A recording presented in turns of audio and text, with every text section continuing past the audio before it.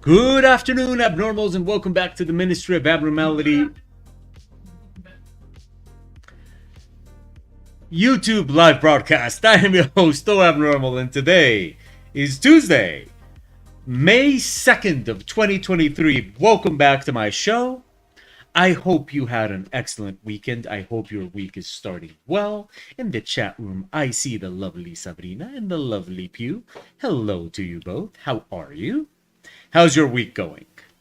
What is up? What are you up to? Today I have drinking water? Yes. Oh yeah. Because we didn't have water last week. We don't know. We have water. What we don't know is if we can drink it. So we're not drinking it. We are boiling. Basically, I've been boiling a huge pot of water every day, and then sometimes even twice a day, and then we pour that into jugs and put that in the fridge, and that's what we've been drinking for the past week. I think we should buy like one of those water jugs that has a filter, but we haven't bought it yet. So we have had water though. Like it seems that we have water. Technically, I'm pretty sure we can drink it because I mean it's the same water we used to have before. So I suppose we can drink it. I just don't know if we. I just don't know if we want to. Hello, Mao. How are you today? What are you up to?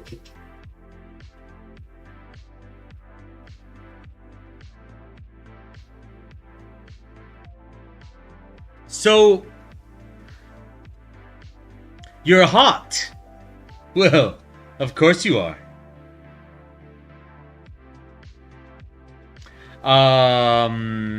So today is a very, very rare day. Because today I actually I have work to do, of course. But right now, I'm in between stuff. So, I delivered my images to Mongoose, right? I delivered my images to Mongoose, and I'm waiting for them to send me the information for the game screen, right? But Sandrine is... Wait, I wonder if Kat is online. Is Kat online?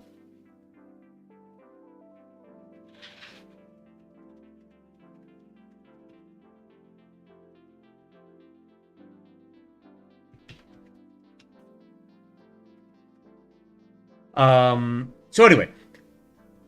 So I'm waiting for Mongoose to send me the information on the game screen, but I don't have it yet.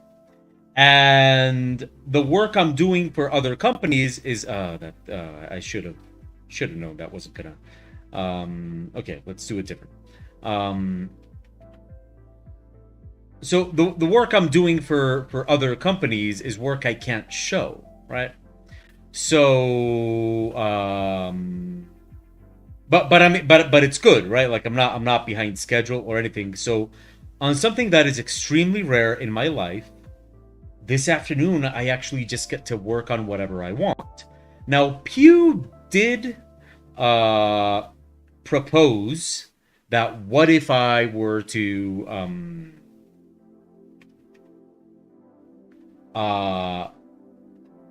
do one of the daily face challenges that I was doing, but kind of got into this whole idea of it's like going to the gym, right? Like just because you go to the gym in the morning and get a workout doesn't mean that if you go again in the afternoon and get another workout, that's good, right? Like there's like, yeah, maybe just let it cool down a little bit.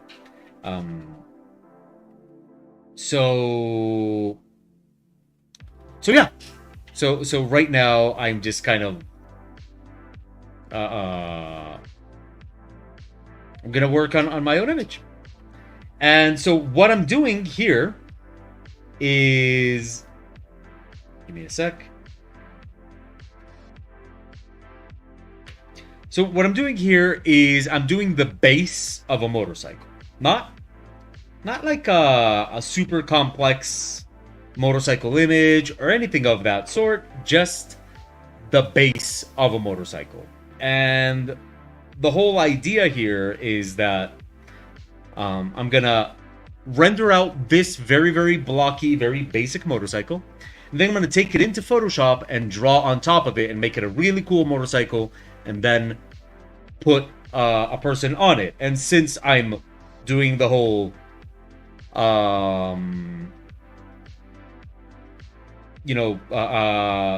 draw ladies thing, I'm going to it's gonna be a female on the motorcycle.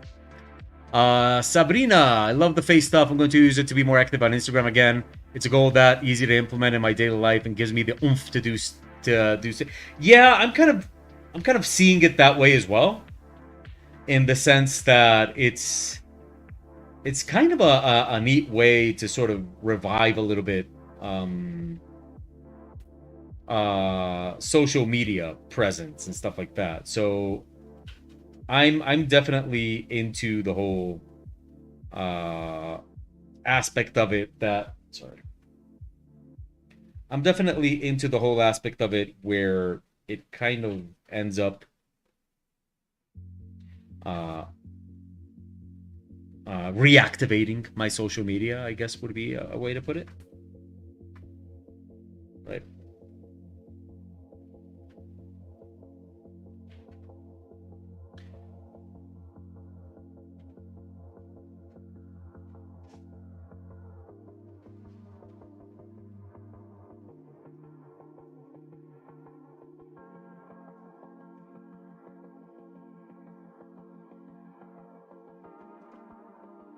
I wish I could show you guys the other stuff I'm doing, the planets that I'm working on, because it is so much fun. It's so much fun, and it's really like so different, so interesting to me to be working on that. But unfortunately, I can't show it. So that's that.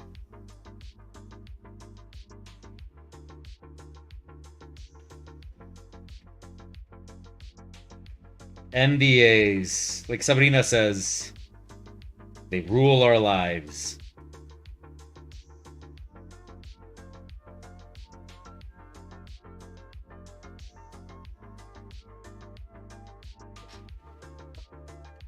Hello, Night Cow. Mao, I look forward to you joining. I could tell it's been some time since I drew realistic. I felt very rusted in every rusty in every part of that face. Well, I mean, you did a spectacular job. It looks really cool, so.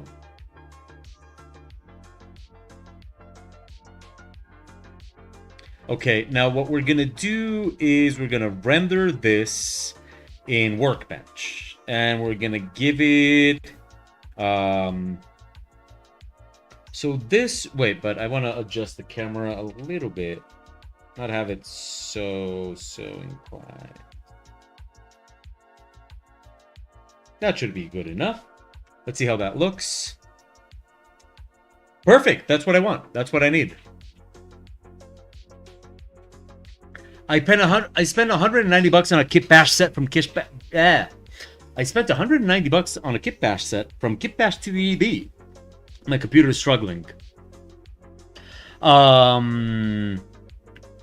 Actually, Kit Bash 3D was looking for a 2D artist, and I sent them my portfolio. They rejected me. They rejected me.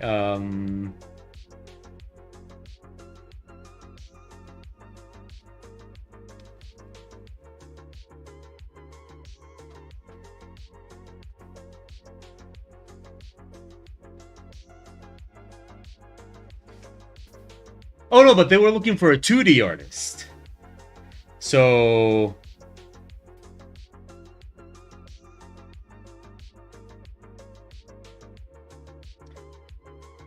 yeah. You get used to it. Oh, shit.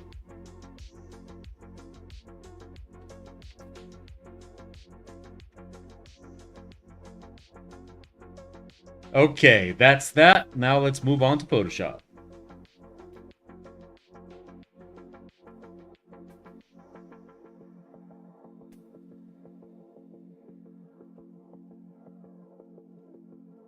How was the weekend? It was weird. It was weird because um I got to take a break uh yesterday. So yesterday was a holiday here. It was a holiday in many places. This weekend I got to take a break yesterday and Pew didn't. It felt weird and wrong. It felt wrong. Felt it was unnatural.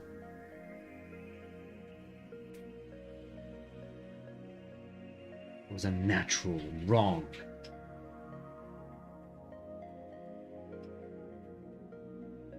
But it was what did we do this weekend? Oh, okay. Saturday we went to a friend's house to watch a movie. And it was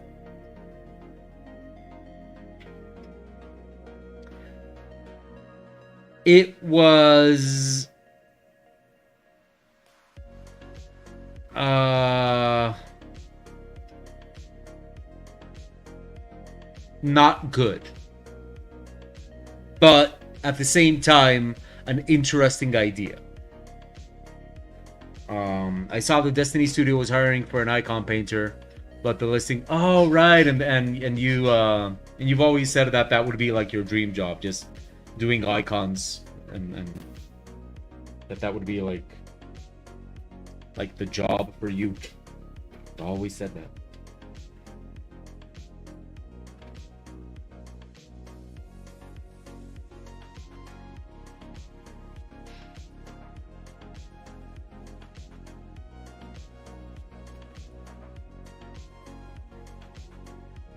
How big is this image?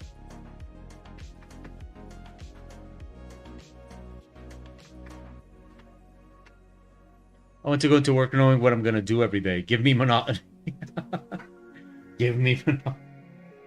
That thing other people hate. Give it to me. No, but I get it. I can see where you're coming from on that one.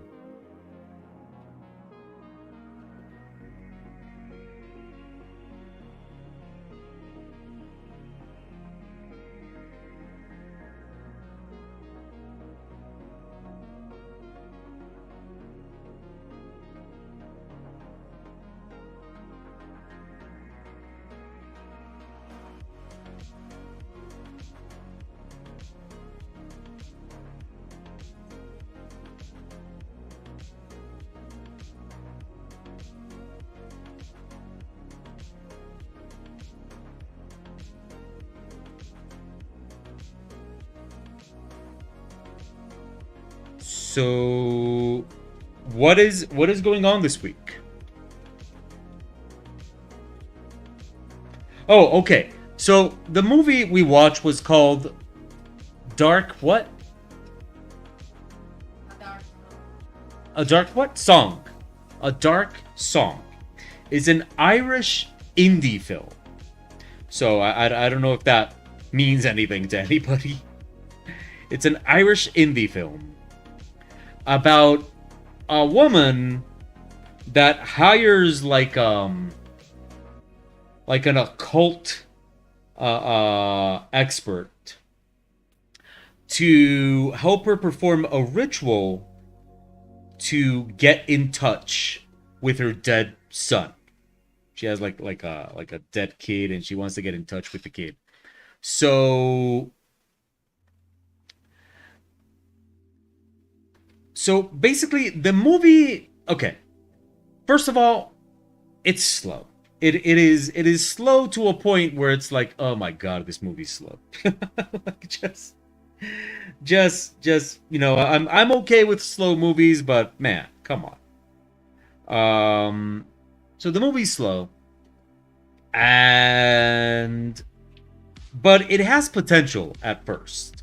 It's supposed to be like, I don't know, it was sold to me on the basis of being a horror film, which I think is a little bit too generous of a classification, for being honest. It didn't really have, well, I suppose if you're easily scared, you know.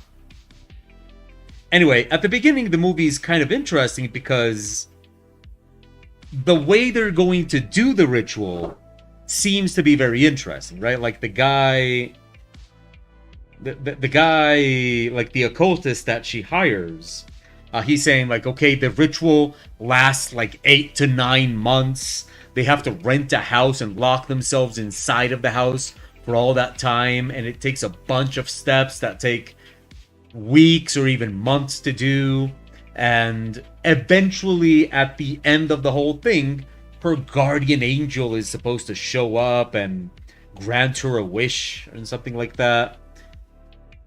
But like half of the movie, if not more, is spent in those steps, and they get really, really boring after a while. Like at the beginning, you're thinking, okay, maybe this is gonna have some sort of payoff and stuff like that, but after a while, it's just really, you're just kind of really hoping that the movie goes somewhere with it, and it doesn't. It doesn't really. So it's like one of those movies that has an interesting premise but doesn't really have a payoff. So that was A Dark Song, right? A Dark Song? A Dark Song. Can't recommend it. Not really. It was really boring.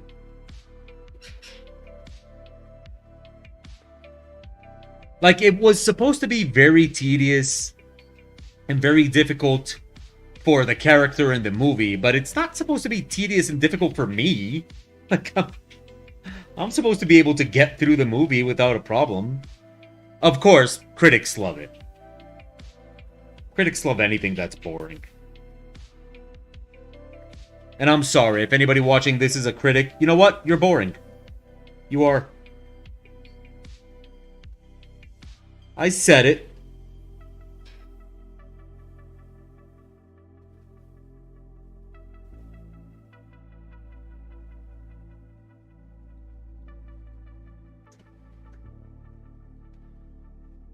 We watched 1984 this weekend and I felt the same. It was too dry for all the hype. Wait. The Wonder Woman? 1984, sorry. Wonder Woman 1984? I haven't seen it yet. It just doesn't... It just doesn't catch my attention. Same thing with Wakanda Forever. Oh, 1984, the Big Brother movie. I'd rather read the book, I guess. How is the face challenge going? I'm regretting having called it the face challenge, because that wasn't really the point of the challenge. The challenge is that I want to get more comfortable drawing sexy, sensual characters, and I called it the face challenge, which kind of sets the expectation that I'm always going to be doing faces, which is really not the plan. Like as I get more comfortable with what I'm doing, I probably will be able to do more of the body in these images. But Nat Class, hello! How are you, Nat Class? How's life surrounded by books going?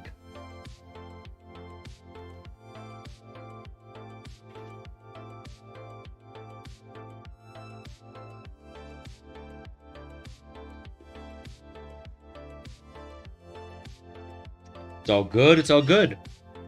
So the challenge itself has been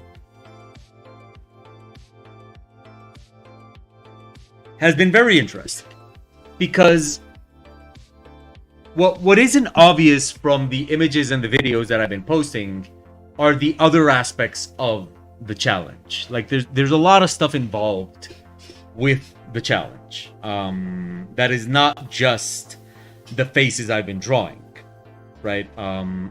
So, for example, one of the fundamental parts of the challenge that isn't so evident in the drawings and the videos is, for example, the idea of getting a lot more comfortable with posting on a regular basis. And that's because, I've been having this problem, getting started with YouTube videos. So I figured, okay, if I post a YouTube short every day, every single day I'm opening After Effects, dumping the video in there, moving around a couple of things and rendering it, that should definitely, by the end of it, after having done it 30 days in a row, it should feel quite natural to post videos and stuff like that. So that's part of the challenge just as much as the drawing of, pretty girls. It's also about, kind of getting used to posting videos. I screen record with OBS. Ah, thank you, Nat Class.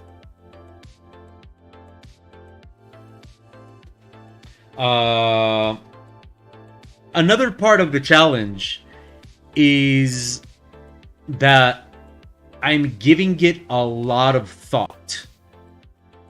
And what I mean by that is that I'm not just opening up an image of a girl every day and drawing a girl, the end. During the day, I'm doing like this mental exercise of thinking about what I'm doing, watching YouTube videos with art advice and stuff like that, and kind of considering it in what I'm doing. What you guys really have to understand is that when it comes to I just noticed something, but I need to open Blender again. What? Oh, I haven't saved. Oh, okay. When it comes to drawing, well, that actually has something to do with it, Sabrina. I'll get back to that, but remind me if I forget, because you know me. When it comes to drawing characters that would be considered to be attractive by conventional standards, I'm actually very insecure doing that.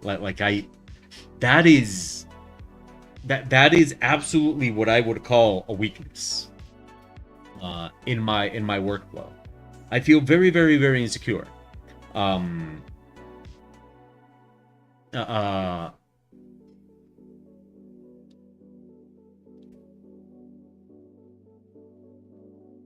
So, Simon, hello. That's actually a great question. I'm gonna answer that in a sec. So don't think I'm ignoring it. I'm just gonna finish this idea and then I'll get back to that. And also the whole idea of the mentorship. So I'll get to it.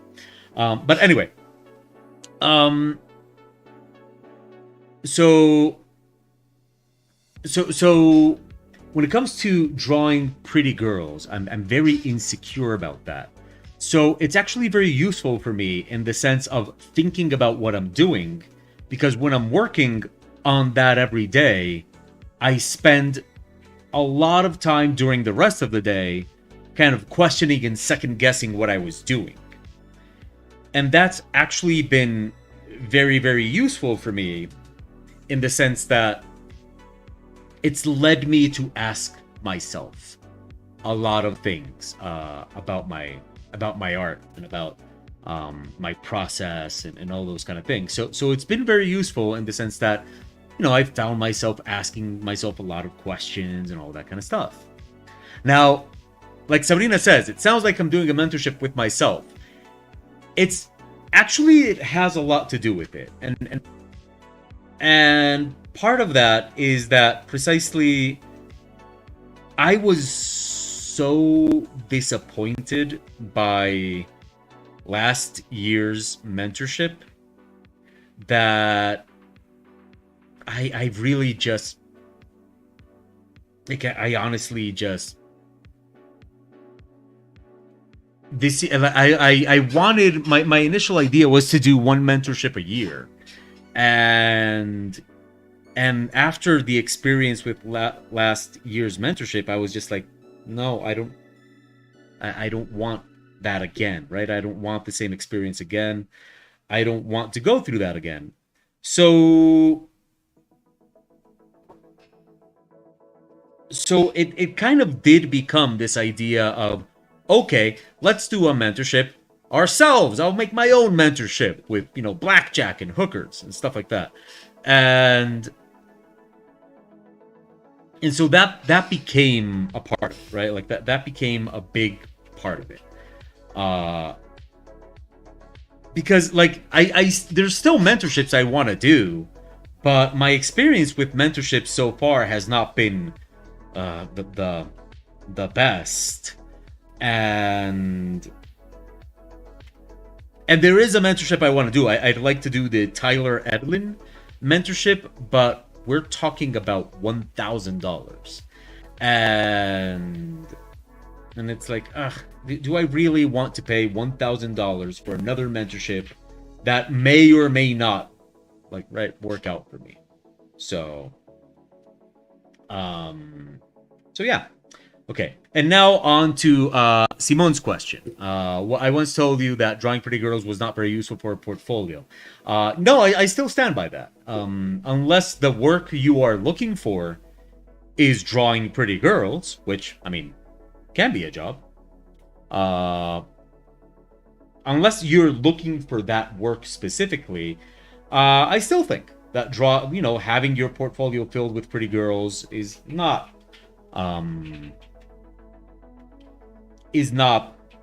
like really something that's going to sell your portfolio. But on the other hand, I think that the muscle that is the weakest is the one we need to work out the most. So while I don't think that a portfolio filled with hot, sexy babes is going to get you a job in the video game industry, unless you're looking for a job in erotic video games, which, hey, there's plenty of that. I think a portfolio has to round itself out with, with other things. But at the same time, like I said, I think that the muscle that is the weakest is the one that needs to work out. And in my case, I think that one of my biggest weaknesses is the drawing of, sexy women. So yeah, it's not really portfolio work. It's a workout. It's trying to improve a certain aspect of my work that I think needs to be improved.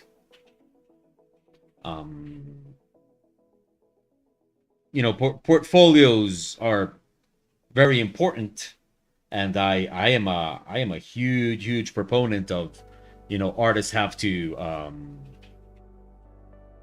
tend to their portfolios, definitely. But yeah, not everything is for the portfolio, and some things are just about, I want to get better at things. I don't really see myself like just dedicating myself to draw sexy girls, which is why even if you look at the girls that I'm drawing right now, I add like the extra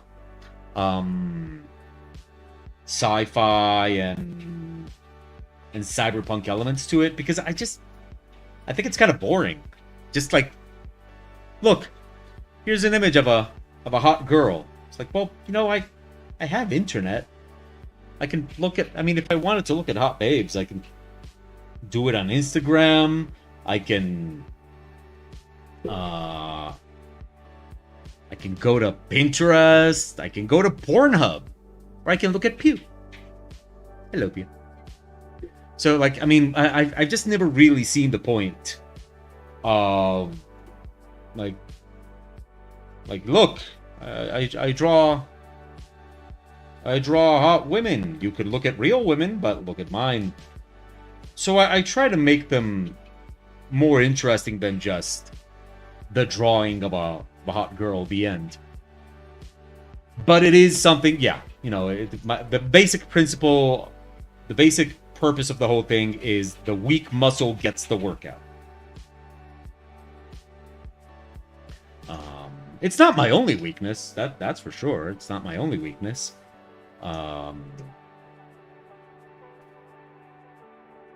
So, you know, there's definitely more stuff to work out.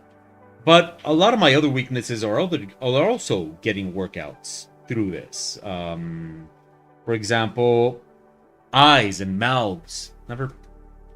Never had a lot of confidence in my eyes and mouths. Turns out, most girls have eyes and mouths. So, who knew? How much do you cost for mentoring? I used to offer mentorships. I'm not doing that anymore. Not because I don't like it. I love teaching. And who knows? Maybe I'll do it again in the future. But right now I'm not doing it because a lack of time. And I love teaching, but I think I like other I think I like other aspects of teaching. You know, I definitely want to try more my luck at, you know, YouTube videos and stuff like that, which also can serve as teaching instruments. Let's see. The pretty girl thing that bugs me on social media are the Loish copiers. Loish established such a style, and good for her, but my god, I hate seeing all the wannabe Loish folks out there. Yeah, I think that happens with every single artist that is maybe doing something interesting. You immediately get all the... you immediately get a million different versions of that. Same thing happened with Sam Does Art. You know, you got all the people doing Sam Does Art. And what happened to Ross Draws? Like there was a time when Ross Draws was all over the internet. I never saw Ross Draws again. I mean, it could be just that YouTube hasn't recommended it to me ever again, but...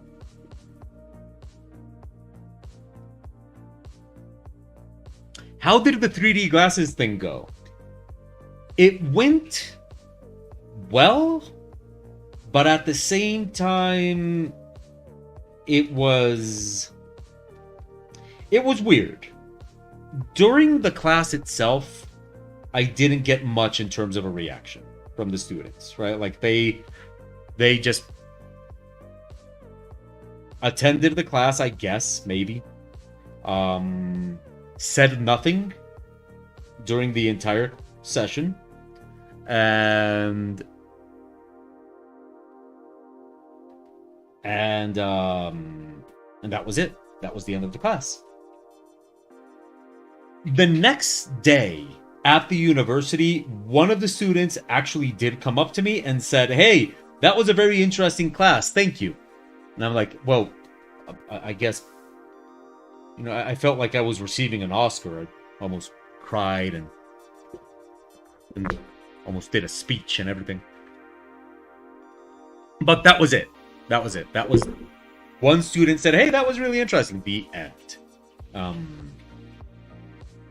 So, I don't know. I mean, considering how uninterested they are and how little they express, having one student say, "Hey, that was a really interesting class," I guess that's good enough for me.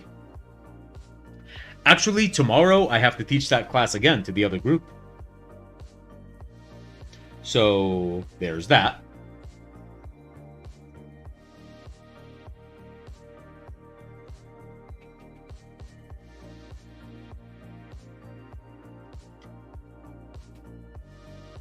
Do I think I'll change anything for tomorrow's class? Not really. I mean, one of the things I've been trying out with my virtual classes is I've been trying to be a lot more concise and to the point, and I know me. Me, concise and to the point. That's there's a thought. But for real, I have been trying to be a lot more concise and to the point.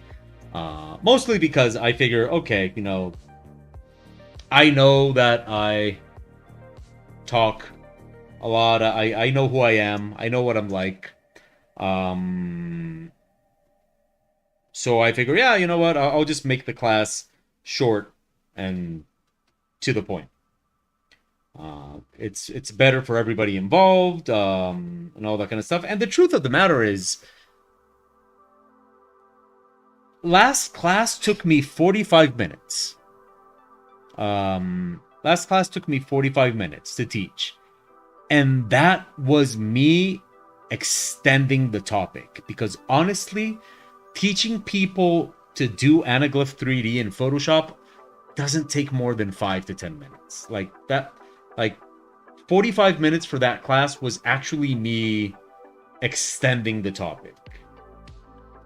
Like, if you guys have 3D Anaglyph glasses in your home, I can teach you to do it in 5 minutes right now. It's that easy, for real.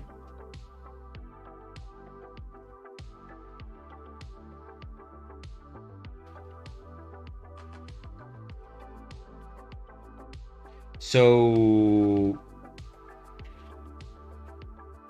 yeah, I don't really think I'm gonna change much of anything.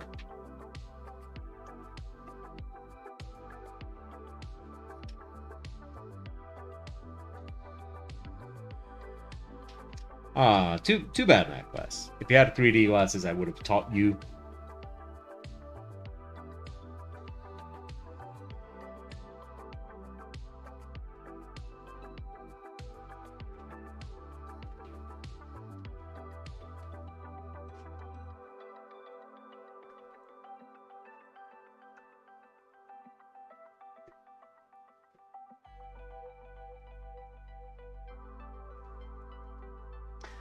I've always thought that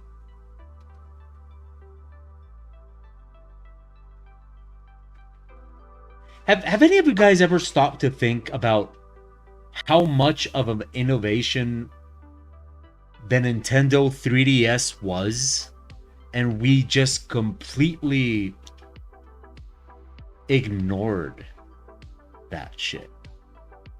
Like, the Nintendo 3DS was a screen that could do 3D without having to wear glasses. And yeah, it was, yeah. There you go. Whatever. like we just, I mean, don't get me wrong. The 3DS is one of the best-selling pieces of video game hardware ever. I know that. But we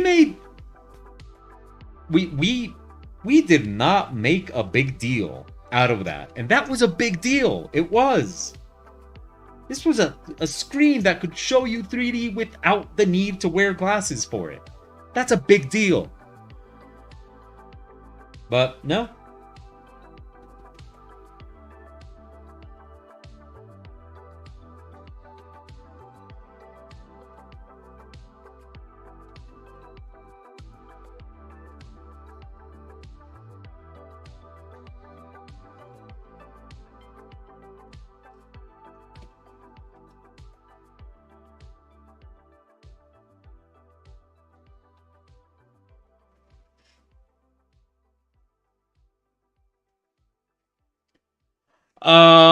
What's the work I'm doing on today? Well, today is not really work. Today is a very, very rare occasion where I can just work on whatever I want. I delivered the images for Mongoose last week. And after that comes the game screen that I'm going to make for them. But it's not ready. Like, they don't have the information ready yet.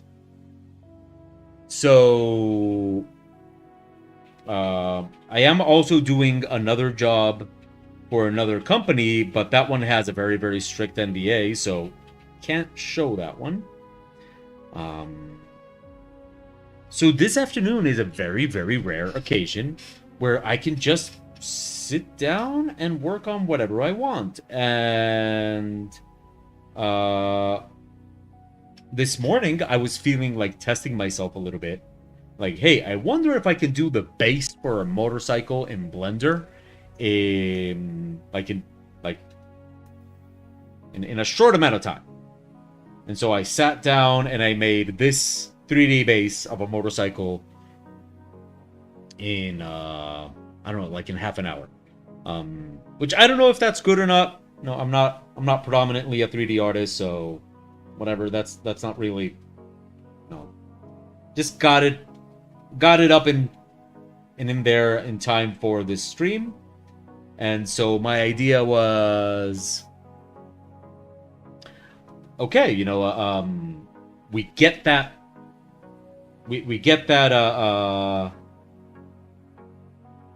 out there, and since I'm kind of on this sort of line art love affair, right? Like, you know, right now I'm sort of loving line art. I thought, okay, if I'm gonna do line art on it, well, all I need is the base because I'm gonna be drawing on it.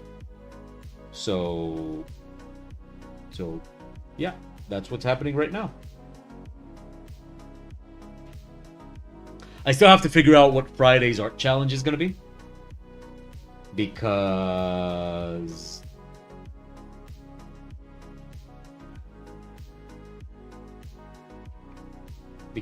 we have art challenge on Friday, but I don't know what we will do.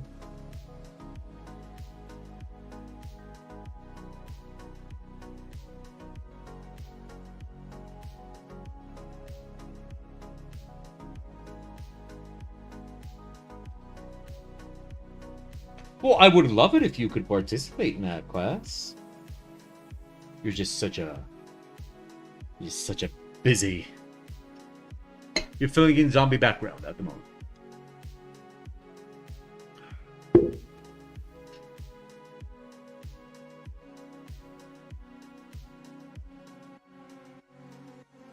You're busy and rusty? Oh, I find that hard to believe. The rusty part, not the busy part. That would be kind of asshole-ish of me. I'm busy. No, you're not. No, you're not. You're not busy. What do you mean?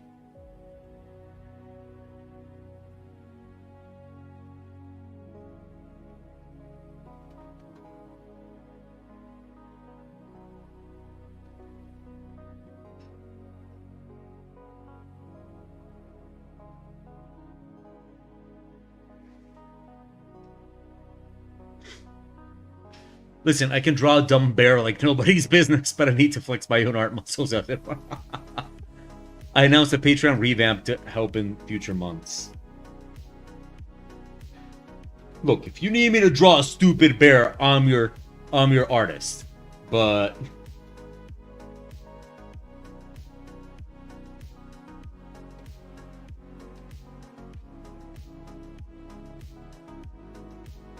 I think it would be fun to find an element in someone else's work you admire. It could be a specific color usage or a technique for painting rocks, and make your own piece that puts it into practice.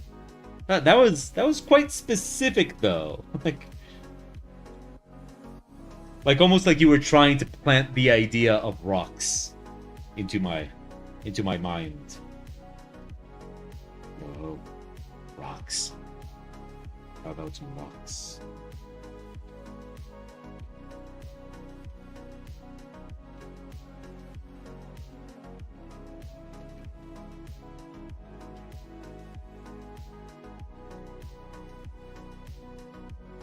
But don't worry, I know that rocks are for you what like trees are for me. I know you love painting rocks. I know.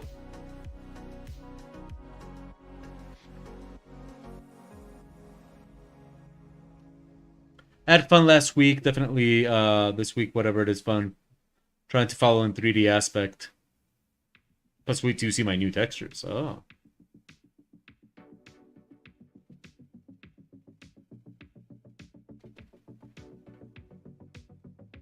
No, there are some interesting. There's plenty of artists doing very interesting things, either alive or dead. You can. There's a lot. There's a lot we can study from the artists out there.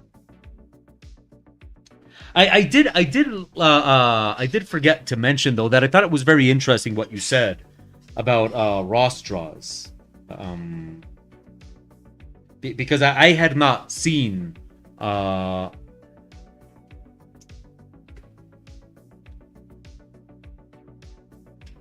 think I know which one you're talking about. Is it this guy with a very creepy smile and glasses that make his eyes look enormous?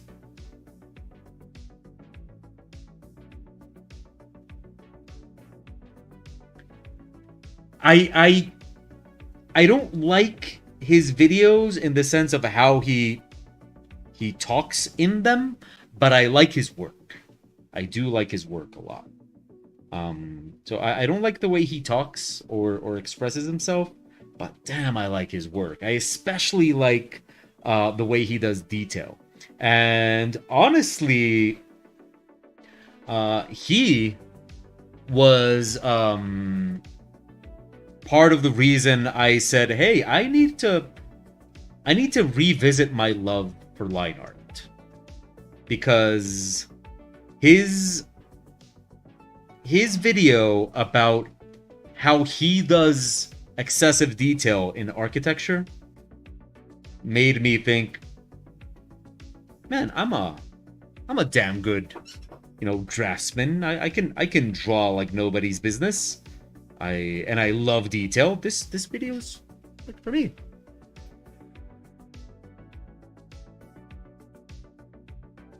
Maybe we do a line art challenge or something. Well, I'm definitely on a line art roll, so um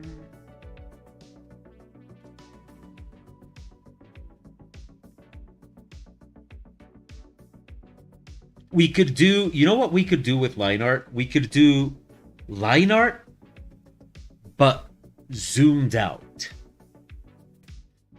Because one of the things that's interesting with line art is when it's not zoomed in, when it's far away from the camera.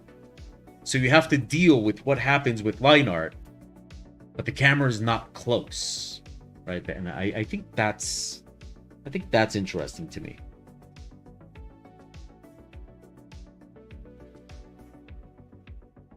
Okay, this motorcycle is reminding me of. Let's see, which one do I want to go with? Um,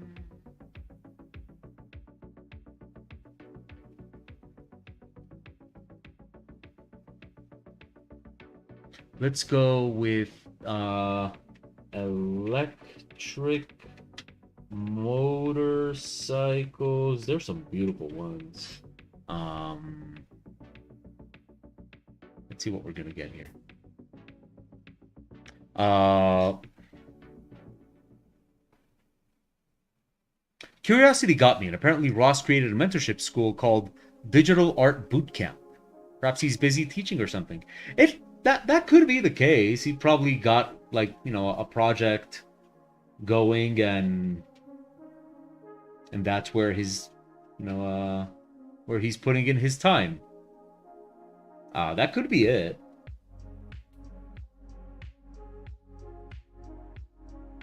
Uh,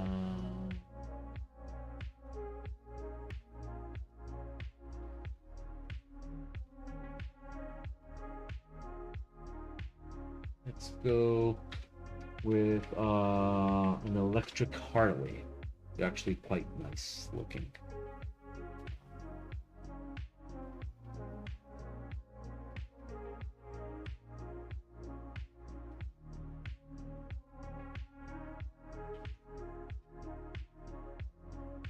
Travers Art. That's the one that Sabrina was talking about.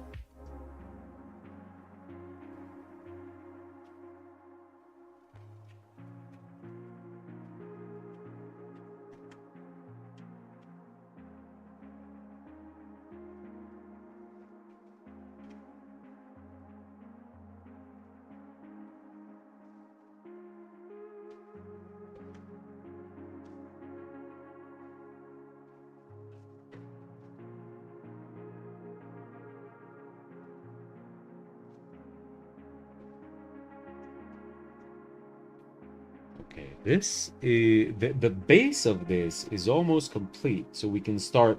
I want to make it kind of like sort of maybe post-apocalyptic sci-fi motorcycle. So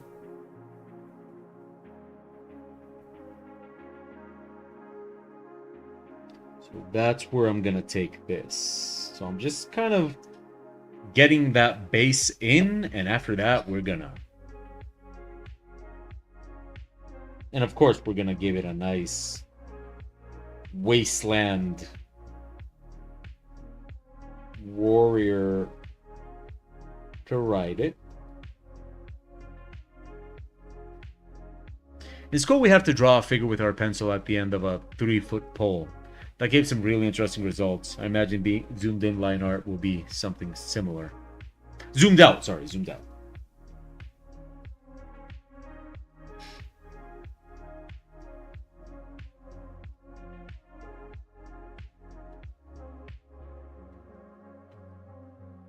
Yeah, what we could do is we could specify the size of the image and like the pixel dimensions, and that way we, because the mistake most of us make when we're doing something that's going to be very small is that we make the image super big and then we just zoom into it all the time. um, that kind of goes against the whole purpose of the exercise.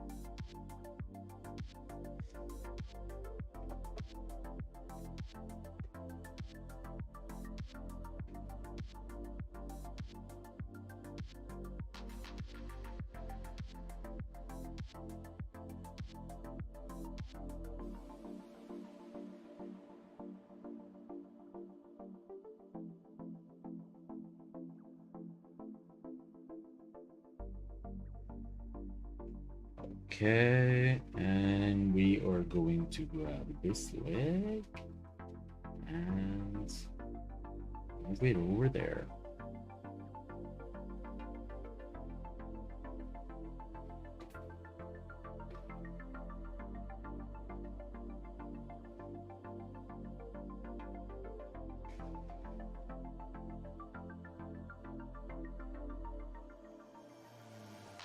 I think she might be too big for this motorcycle. She looks huge. Yeah, that seems to make more sense to me.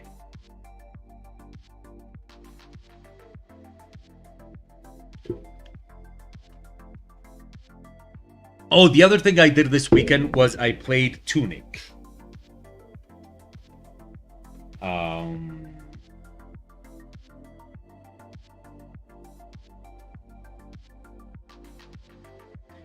I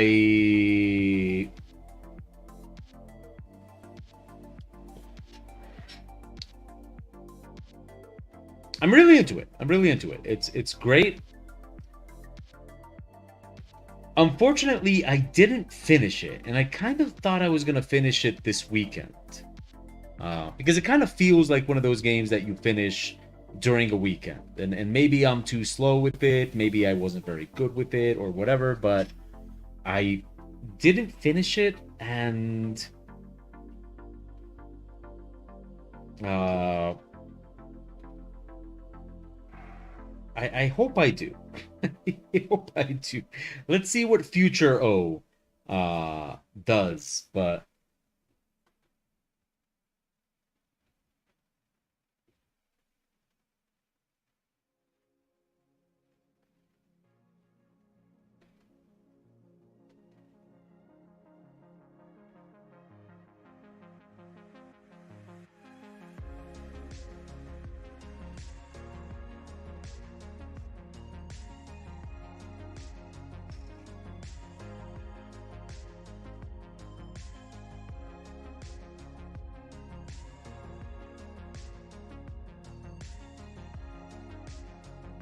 Oh yes, that's the other thing we've been doing. We've been watching Mandalorian season 2. I'm very, very um we haven't finished it. Uh but I was very, very curious because Mandalorian season 3 has not been doing well in terms of, people reviewing it. And the last time there was something that got really bad reviews, I quite liked it. Uh, which was um, the Witcher spin-off series. I forgot what it was called. Yeah, the Witcher spin-off. Whatever it was called. I forget. Um, I mean, it wasn't perfect, but I thought it was fun, and the criticism on that was super huge. That doesn't mean I always disagree with criticism, because, for example, I thought the Rings of Power was incredibly bad. It's one of the most expensive bad things I've seen in my life, and I thought Willow was so disappointing. But the Witcher spin-off I found to be quite enjoyable. Um, I also enjoyed a lot the Game of Thrones spin-off, House of Dragon, but that one got good reviews. So, whatever. But anyway, so I want to watch Mandalorian season 3 because it's like, yeah, I want to see if I'm going to like it or not. And also because I want to watch Andor, which supposedly is really, really good. So I want to watch Andor. I don't think Mandalorian is required viewing for Andor, but whatever. Anyway, we've been enjoying Mandalorian season 2 a lot.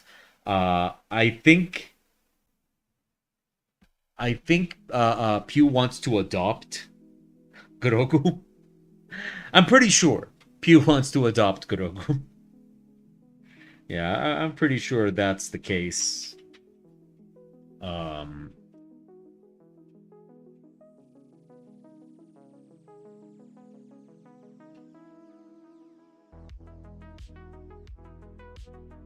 um, and yeah, it's one of those rare cases where I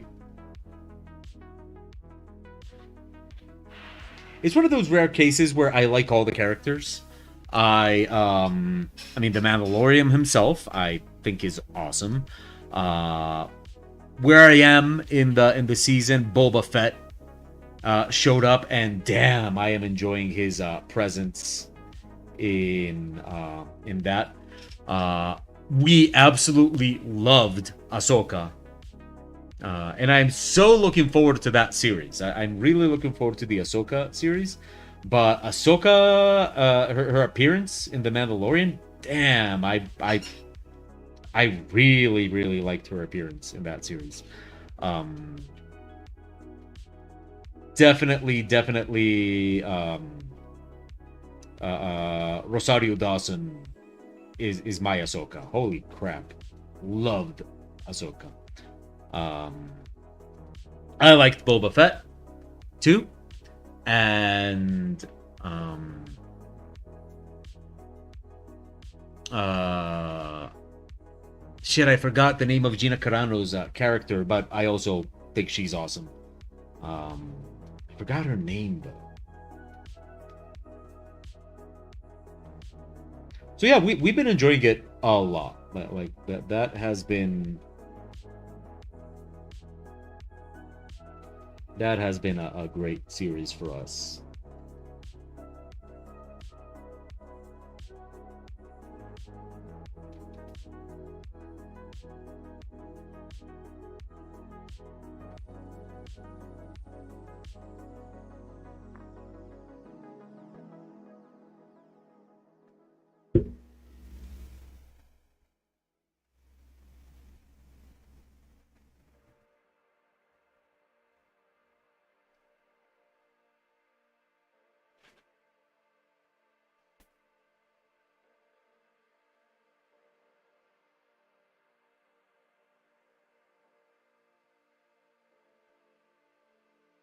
I've liked Ahsoka ever since she was in the animated Clone Wars series. I thought she was awesome in that, and now as an adult, played by Rosario Dawson, I love it. Is she going to be playing the one in the series in the Ahsoka series? Um,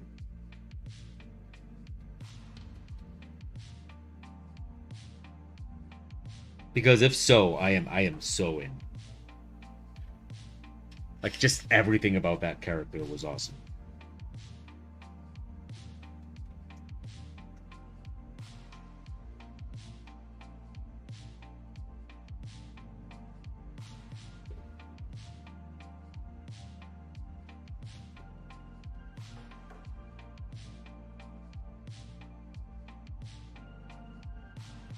And Boba Fett, I really enjoyed. I didn't think I was gonna enjoy the appearance of Boba Fett as much when they like hint at it at the beginning of the season. I was like, okay, Boba Fett. I've always thought that Boba Fett is one of those characters that we, the fans, made more interesting than he actually was. I never thought Boba Fett was that interesting for real.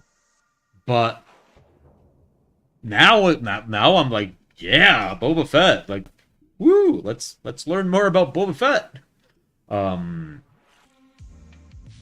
but I've heard that the series, the Book of Boba Fett, is not very good.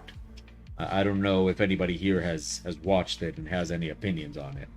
I've heard it's not very good.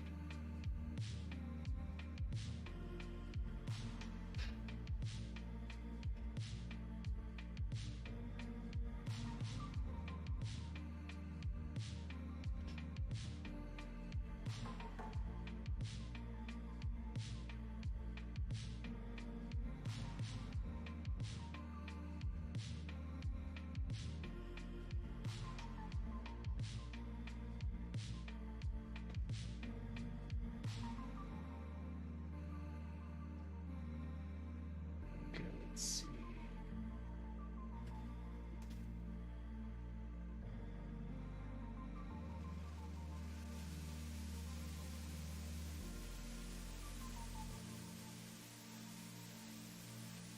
Okay, let's see where this goes.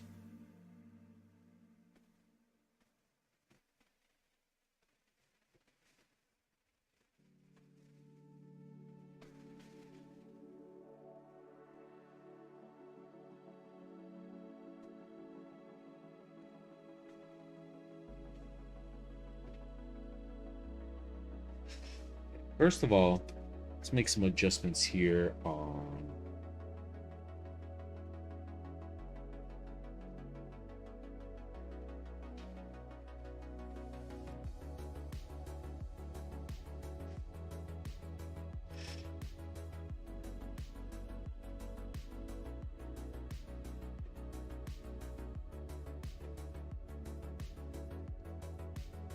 To me, it's just like, does everything have to be a series? I'm not. That's not something I'm that into. That everything is a series. I'm not that into that. I've kind of, I would kind of like it if, hey, I'm willing to wait for Star Wars movies. And they announced that, the next movie is going to be about Rey, so I'm into that. Sometimes I feel like I'm the only Star Wars fan that actually likes Rey, but I do. I think Rey is.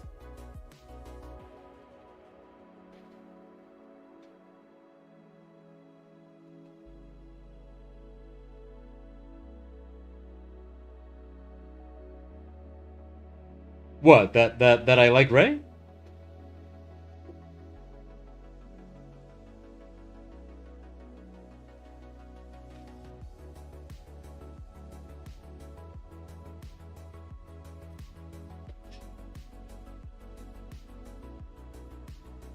Oh, oh, admittedly, the reason people don't like Rey is valid. Rey Rey does fall very, very much into the Mary Sue category.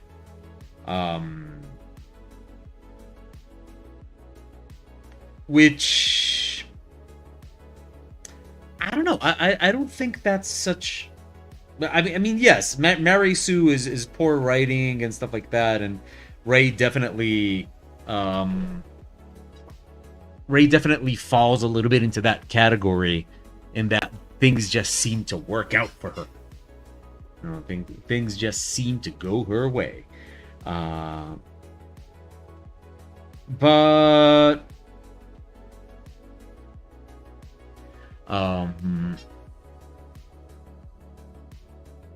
but I don't know. I mean, I think that's just the way it is with Jedi, right? Like things just seem to go Rey's way, but that just seems to be the way it is with Jedi in general, right? Like, you know, Jedi just seem to have things go their way. Well, I mean, except when they all got murdered. That was not a good day for them.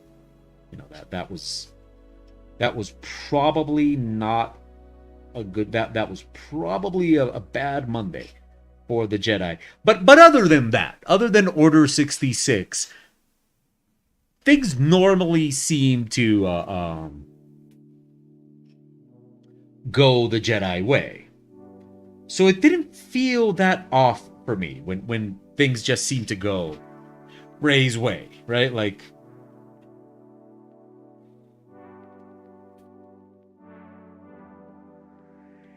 it wasn't that problematic for me.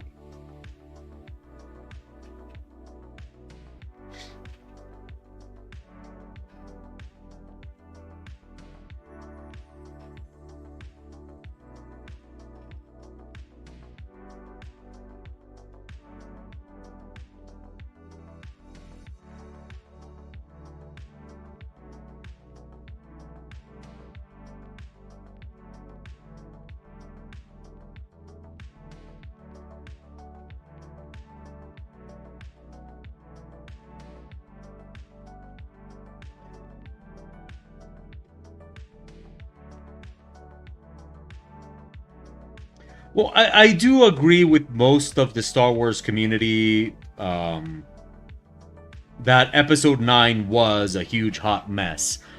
But it's a fun hot mess. um, I think Episode 9 is not a good movie, but it's fun to watch. That's the thing. I've never been bored by a Star Wars movie. No exceptions. Even Solo. Like, I've watched Solo like 3 times. I've never been bored by a Star Wars movie. Star Wars movies are almost never good, but never boring. And when I say almost never good, what I mean is every single Star Wars movie is fundamentally flawed in one way or another, right? The prequels, I think, are some of the most fun you can have watching a space opera. But the writing and the dialogue in that movie is so incredibly bad that it's almost funny. But they are so fun. The prequels are so fun to watch. The old Star Wars movies, you know, the originals, I think, I mean, I even think they have their problems as well, right? As good as Empire Strikes Back is and all that kind of stuff, I think they have their set of problems. And the sequel movies, are beautiful. They're beautiful. They're so beautiful to watch and stuff like that. Even if the plot and um even if the plot itself is just not very good, they're fun to watch. They're beautiful visually. Um, there's not a single Star Wars movie that was not visually impressive when it came out.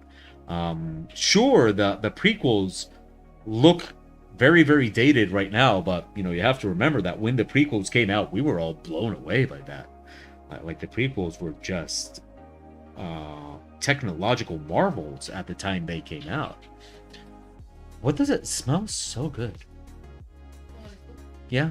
Um. Uh.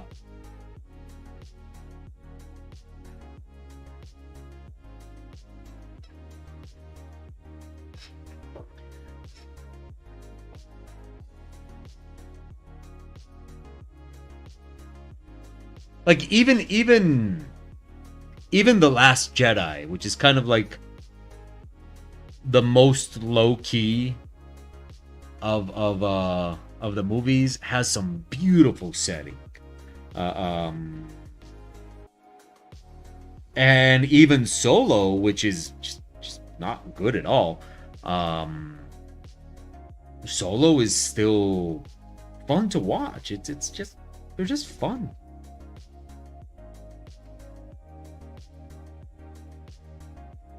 And actually, that goes with the question you asked me. The other day, Pew was asking me if Lord of the Rings or Star Wars.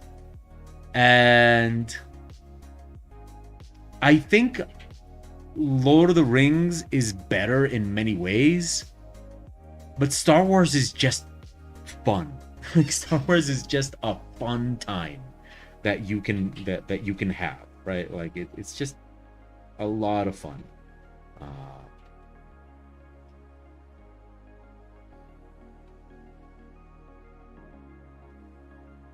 Not to say that Lord of the Rings is boring, but Lord of the Rings can get pretty dense in its own. Like Lord of the Rings can get pretty dense at times. By the way, oh wait, is Mao here? He said be right back, so I'm guessing he's not back. I was going to talk about Johnny Mnemonic.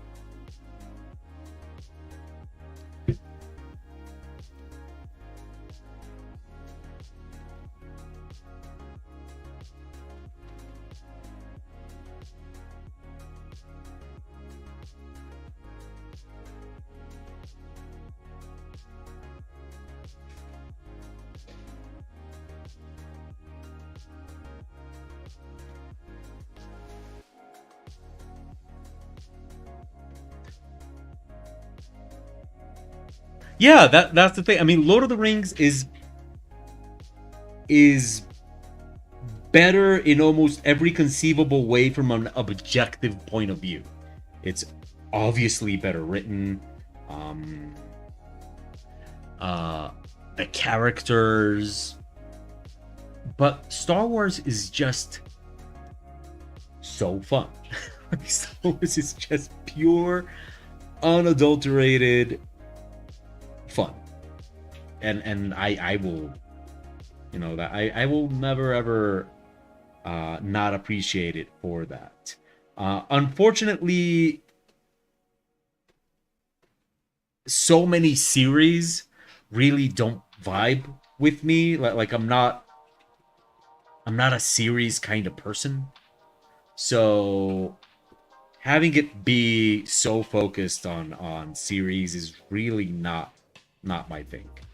Um I get it. I get why they're doing it, and okay, you got to do what you got to do. Uh I wish that wasn't the case, right? Like I wish that wasn't the case. I'm not a series kind of guy. Um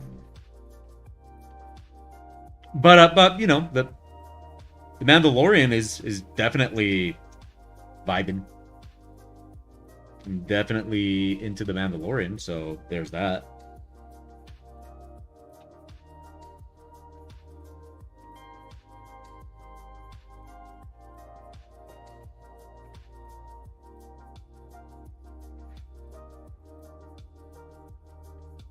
The thing about the Lord of the Rings, though, is that, for example, with the books, right?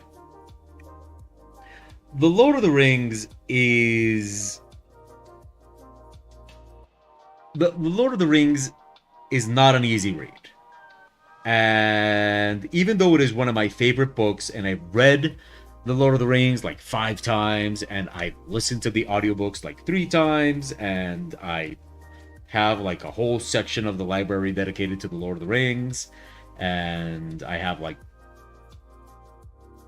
how many different editions of The Lord of the Rings do I have? I have at least like 4 or 5. Yeah. One that is for reading, one that is not meant to be read. Just, yeah.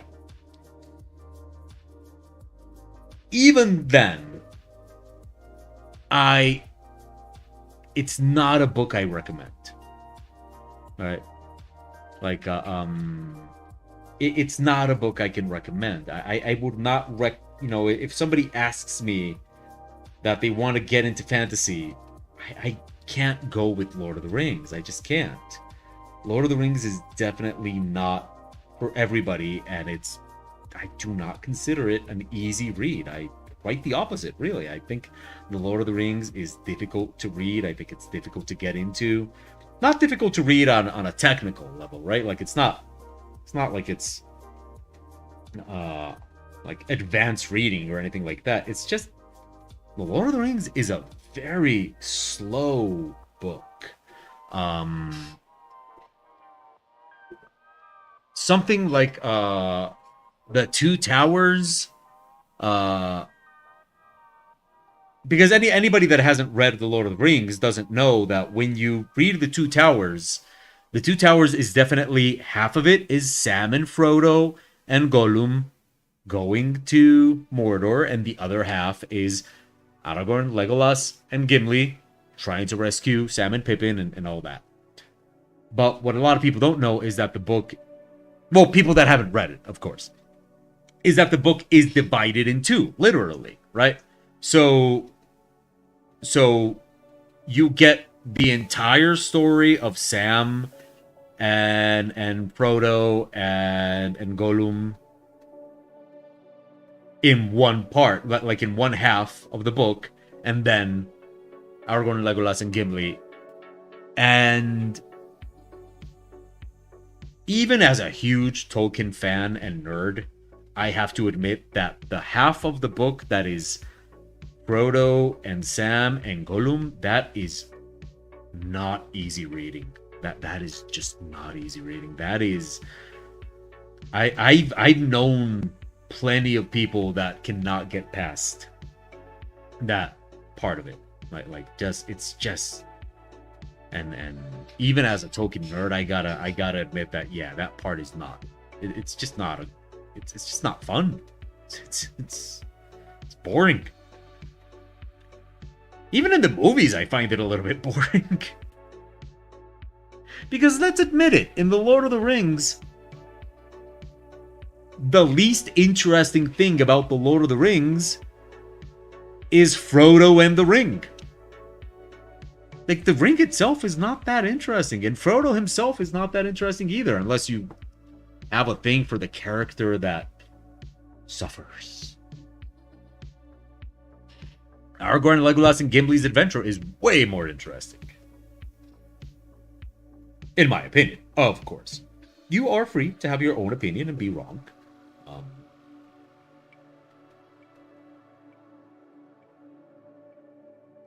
And the other thing is that it is 2023.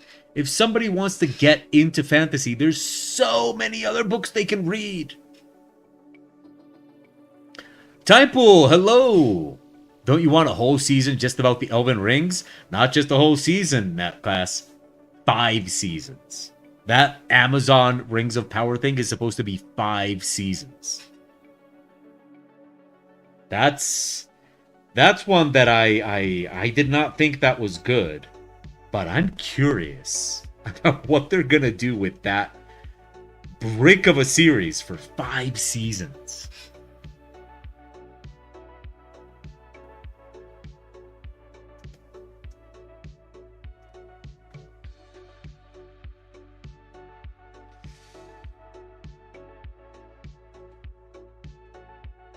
cancel it. I am curious about how stubborn Amazon is going to be. Because if there's one thing we've learned over the past few years is that these companies can be stubborn. And I'm very, very curious. How stubborn are they going to be about this?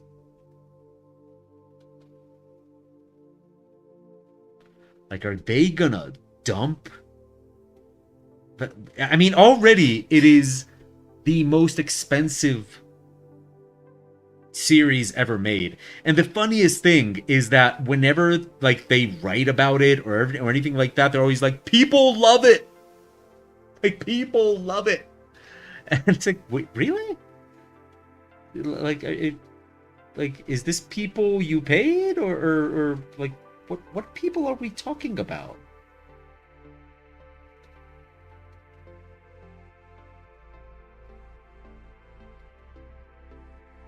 But yeah, they love claiming that people loved it. And brands are very, very stubborn. So I don't know. I mean, are they going to maintain that for 5 seasons? I'm very, very curious if that might be the case.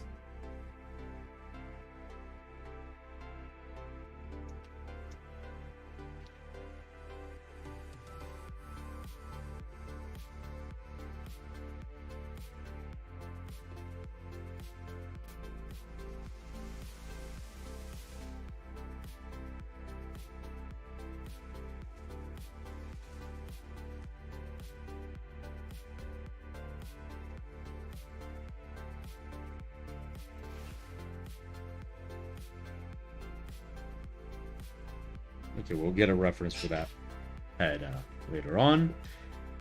Now let's look for okay, what? I mean, it's always a shotgun. Why don't we try something else? You know, it's always a shotgun. Let's see. What gun would you use in the desert?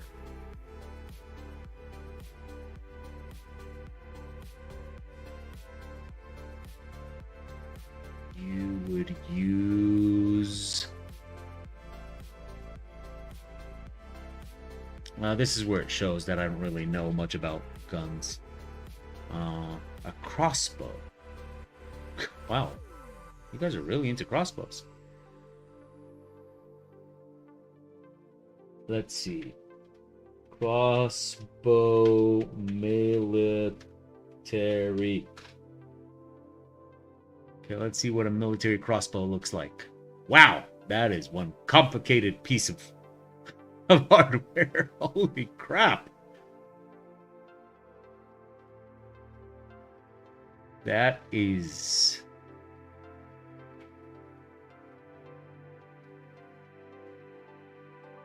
that is a thing. Okay, let's see if I can, let's see what we can do with that.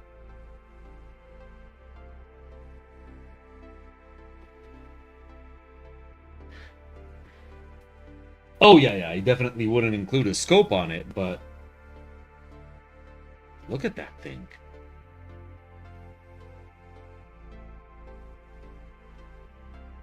Okay, up close it's not that complicated. Let's see what we can do with it.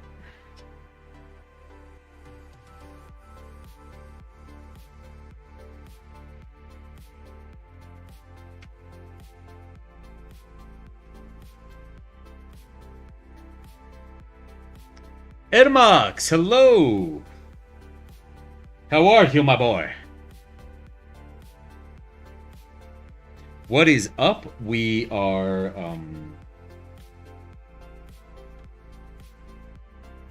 I'm doing some, you know, I'm just doing a post-apocalyptic motorcycle. You know, as one does.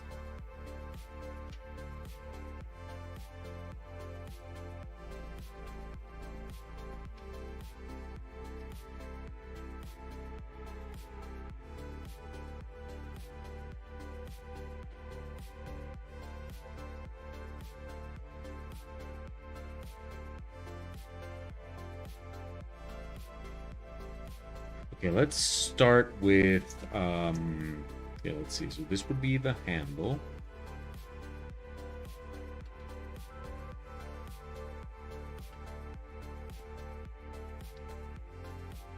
So what's up, Ermax? How's it going?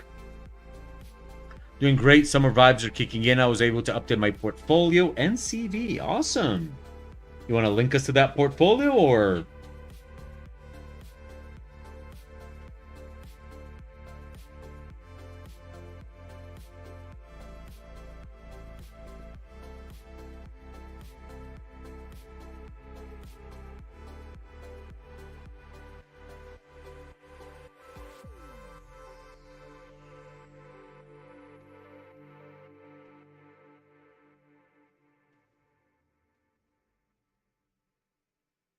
A PDF to send to job applications. You don't have a link?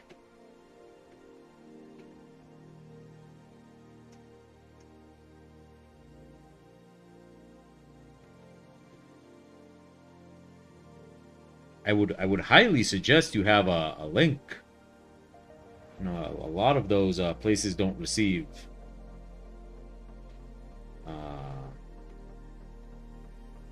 attached file. A lot of them do ask for it, but a lot of them don't want anything attached. So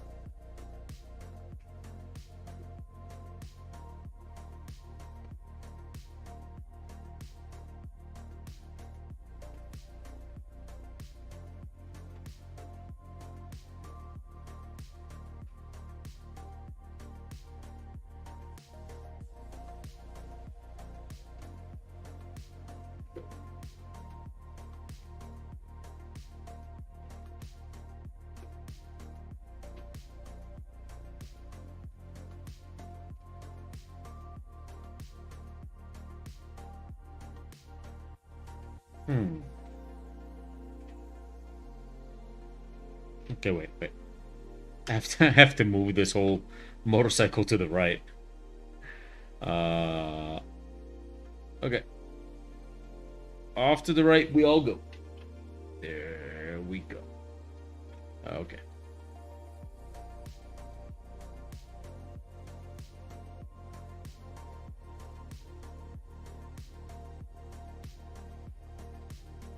I didn't want to apply to the one in Tenerife because that project was a VR board game, and I didn't feel like it. Instead, I managed to have a meeting with several animation studios next week. That's awesome. Weebly officially turned off my website because they want to do subscription model instead of free. So now I have to move to Squarespace. Well, I've heard a lot of good things about Squarespace. I do highly suggest that, you know, everybody have an online link option for their portfolios. Just the other day, I had to ask. I'm not going to say who, of course not. Nobody you guys know anyway. But that sounded very mean. Nobody you guys know. But I did have to ask an artist for their portfolio. And all they had to send me was cloud storage. Like they literally sent me a Google Drive link, and that was supposed to be their portfolio. And all I can say to that is, don't do that, guys. Don't do that. Right? If you have to choose between having a PDF and having an online portfolio, go for the online portfolio. Yeah, just look. Here's different images that I've made in the Google Drive, and that was like, dude, no. Um, and the thing is,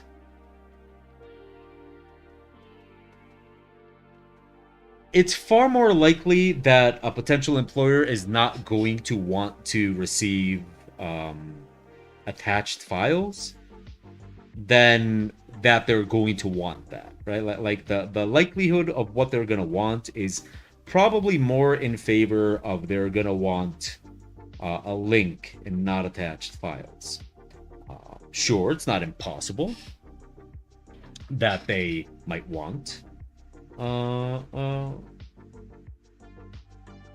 online, a PDF, stuff like that, but it's much more likely that they're going to want. I have an online portfolio in ArtStation and Behance. Well, give us the link. Let people see. Unleash, unleash the link. Show it. Do it. Do it. Do it.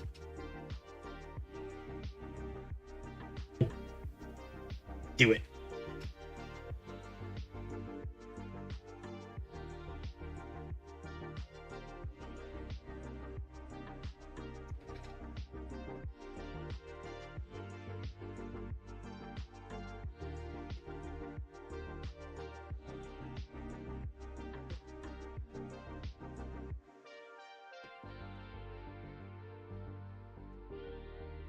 Oh, did that happen?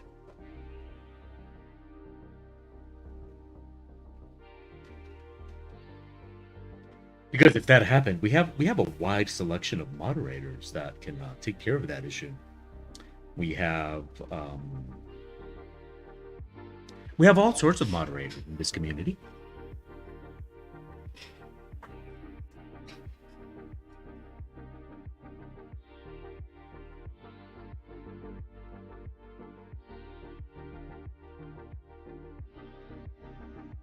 We have a very diverse set of moderators. Make a YouTube video, the PDF scrolling through it, and helps to YouTube is good that way for something to get out to employers. Plus, it might give you traffic along the way.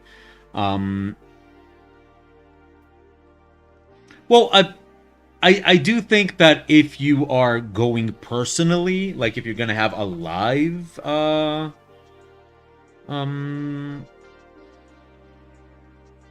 interview, you definitely do need the PDF. I mean,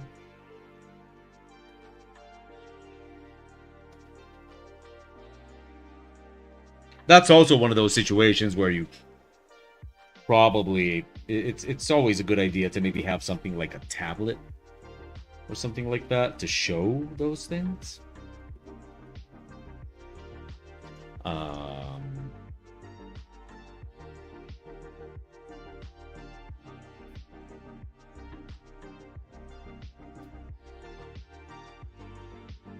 But then again, a tablet is just a good idea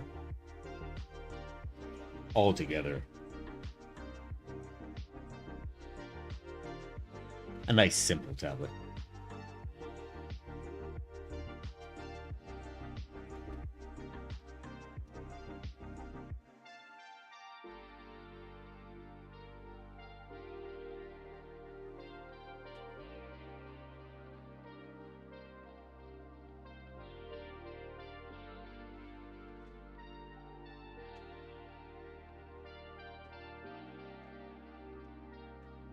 You guys had to say crossbow.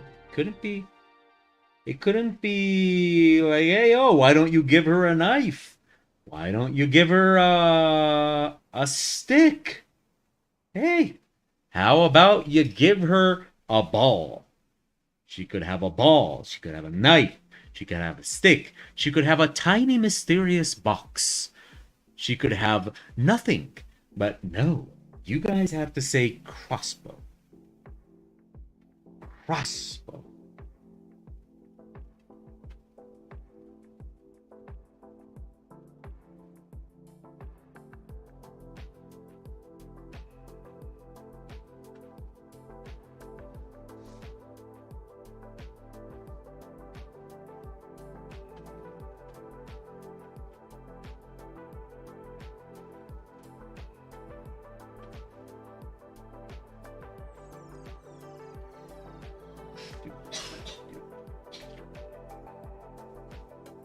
But well.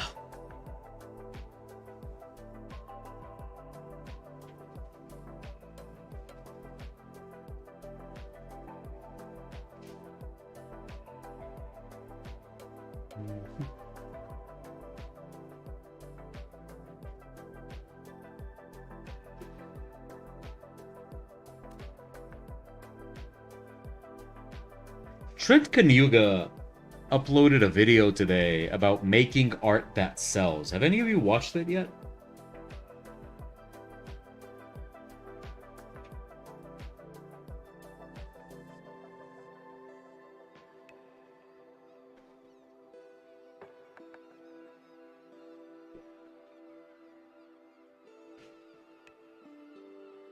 No. I haven't watched it either. I was wondering if anybody had watched it and if you had any thoughts. I don't know if you guys even follow Trent Kanuga.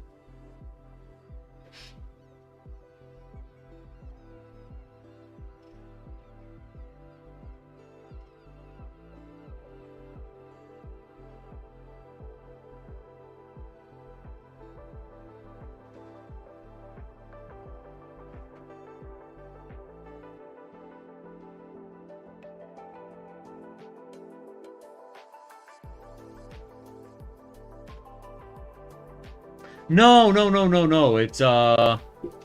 It's called The Business of Selling Art.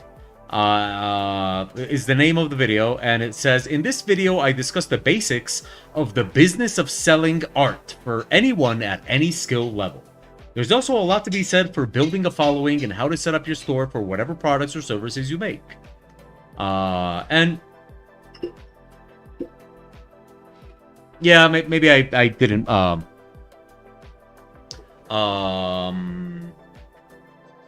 maybe I didn't say it correctly. Edmuts, were you trying to post a link and it didn't work?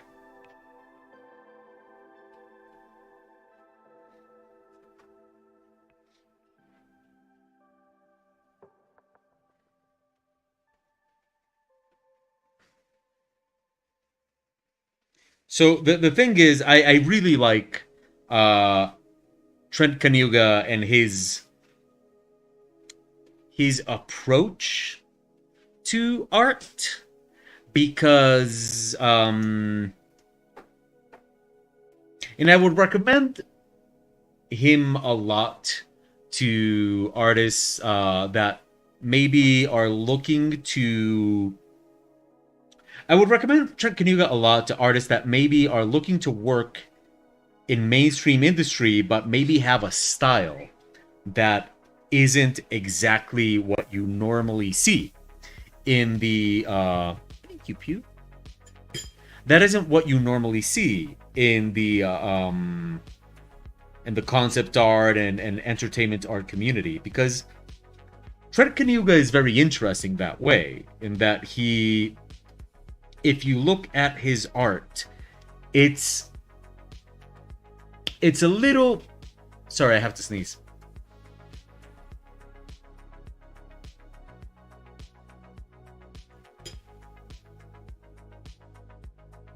Whoa, that's cold.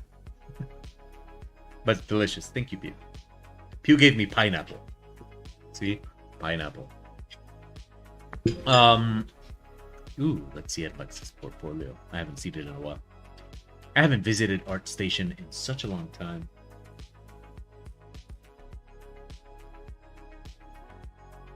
Oh my god, I haven't visited ArtStation in a very long time. I have 363 notifications. But they're not, like, about my art. They're just, like, people I follow posting things.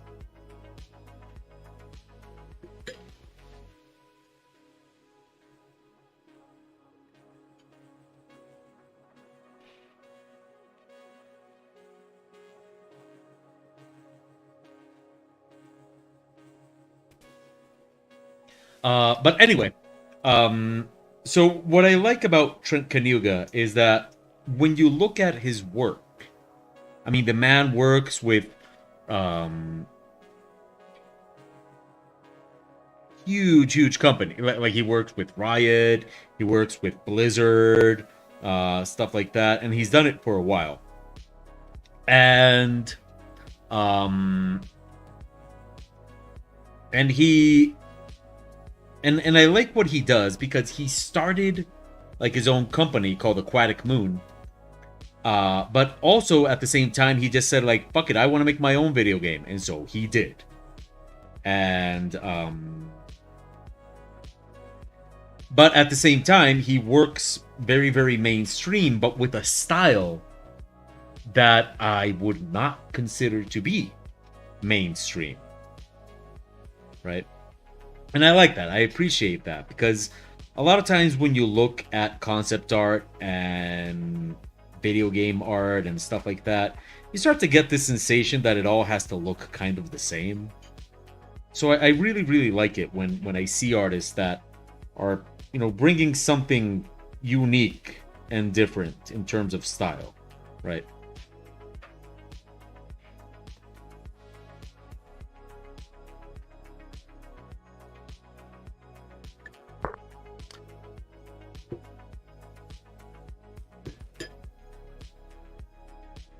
I remember the Undead Knight.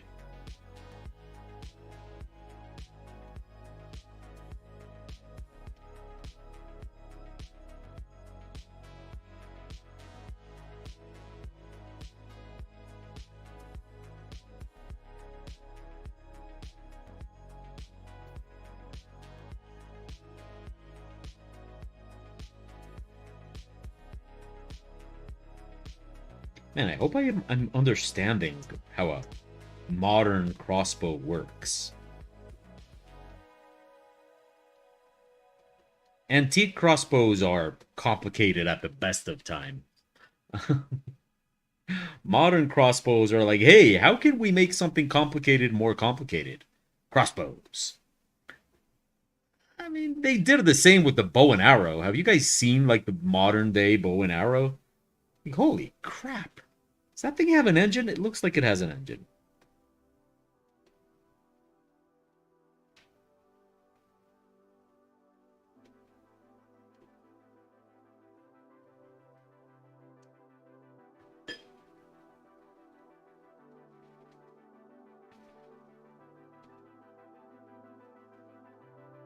You applied for concept art in Barcelona at UB.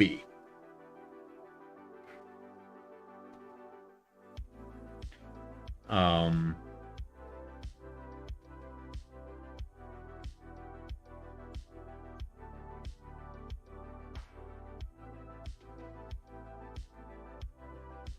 oh, I was about to ask, what film, Nightcow? Oh, I'm curious.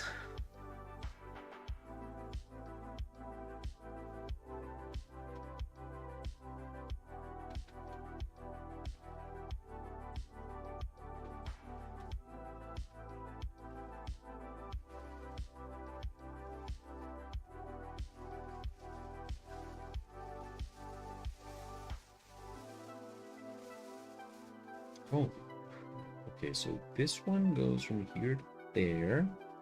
Then there's this one going from here to there. And then this one goes over here, I assume. And then we have the bolt, which would be something there. I'm gonna have to sci-fi the fuck out of this so it doesn't show that I don't really know how it works. Like, just add a bunch of shit to it so it doesn't, so I don't have to worry about if I got it right.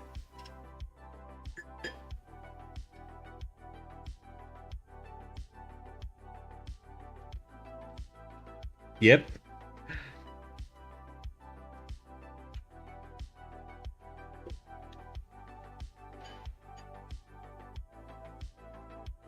Hey, you got the crossbow wrong. Of course I didn't. Look, it's got the thingamajig.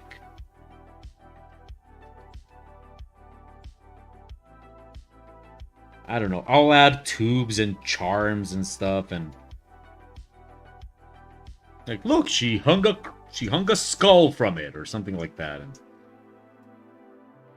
and that'll be that.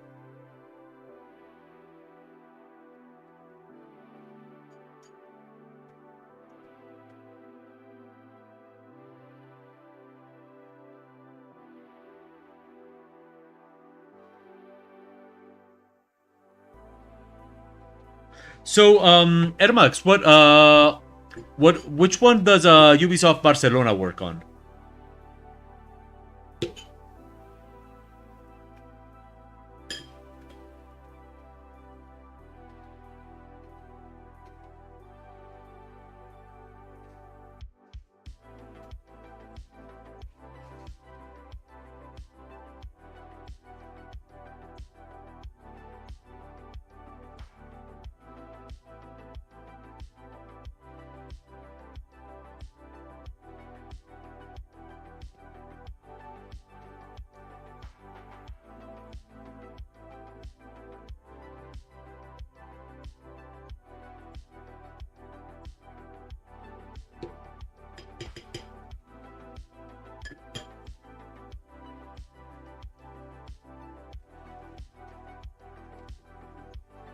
I know it's supposed to be vaporware, but holy crap, I would love to work on Beyond Good and Evil too. Oh, that would be so cool. Can you imagine? Can you imagine?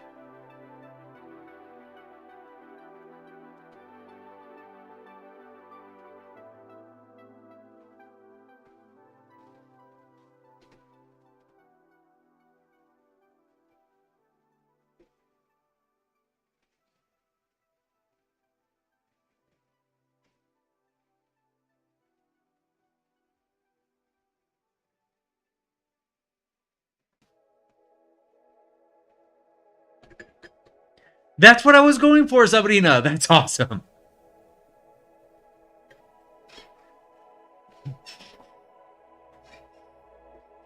So glad you got it that way.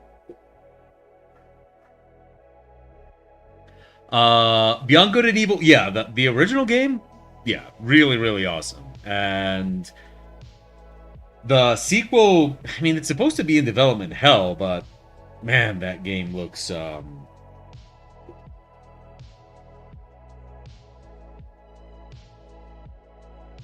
it looks phenomenal. What they've shown, of course. And they say they're still working on it, so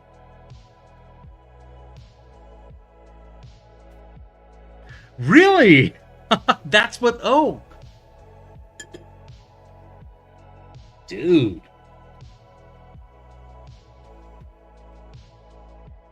Well, best of luck with that, Edmund.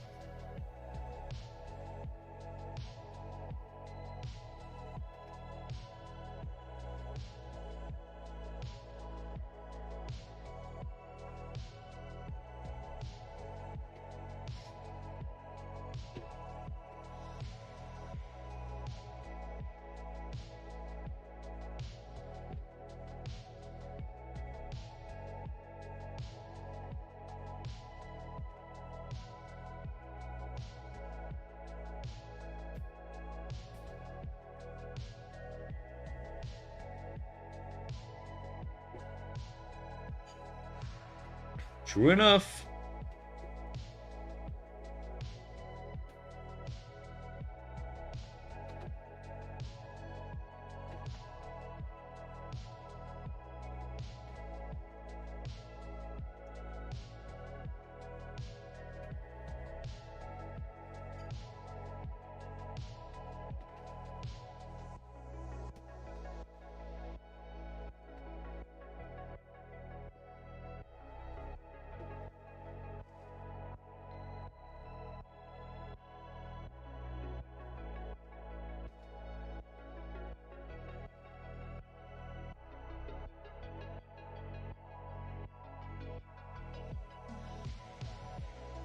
So now I'm just kind of adding like a bunch of junk to the motorcycle to make it look like she's been adding junk to it.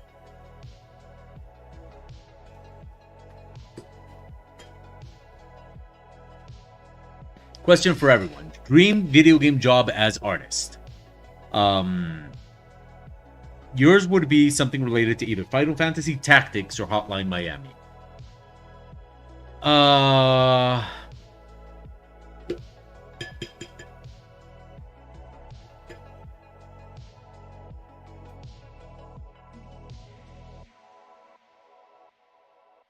Um,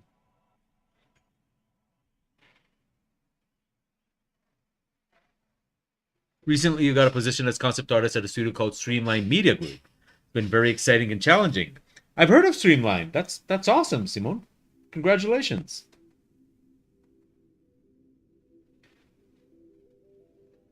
Thunder Lotus and Super Giant. What would be mine?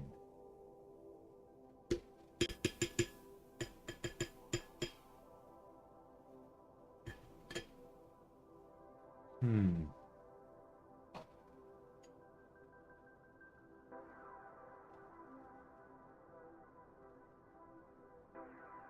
I think.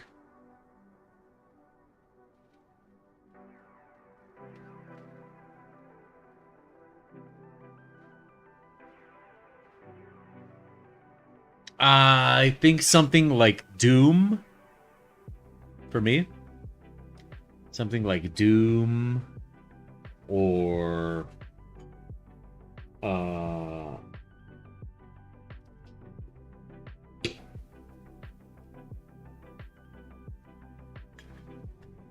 yeah, for me it would be something like Doom.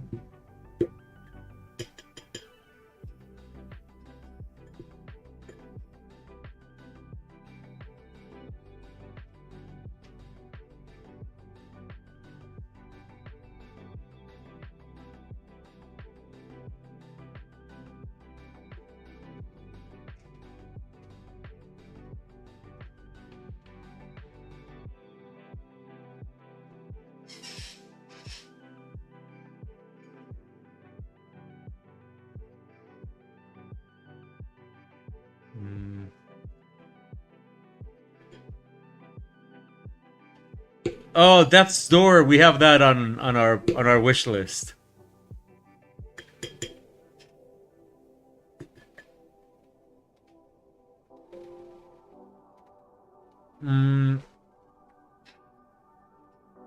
Old school or new Doom?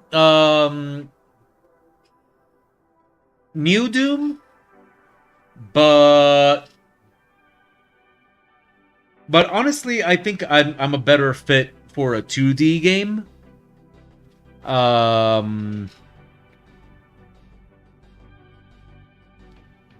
think I'm a much better fit for something like a 2D game. So,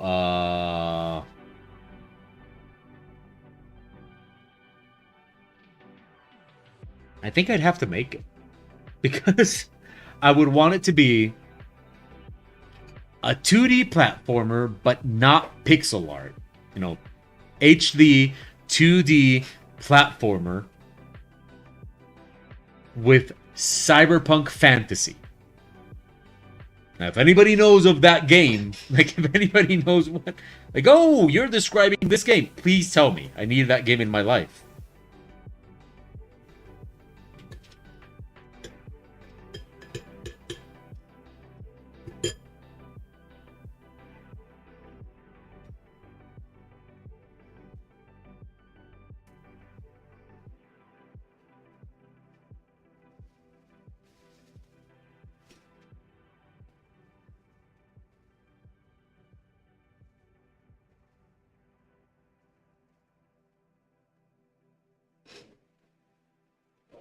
Shadowrun is cyberpunk plus fantasy.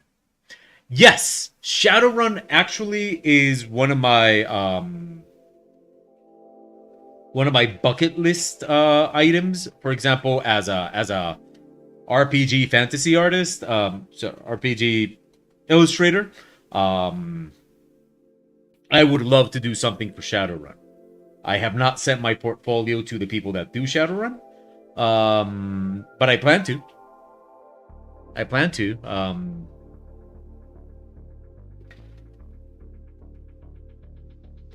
But yes, I would love to work on Shadowrun.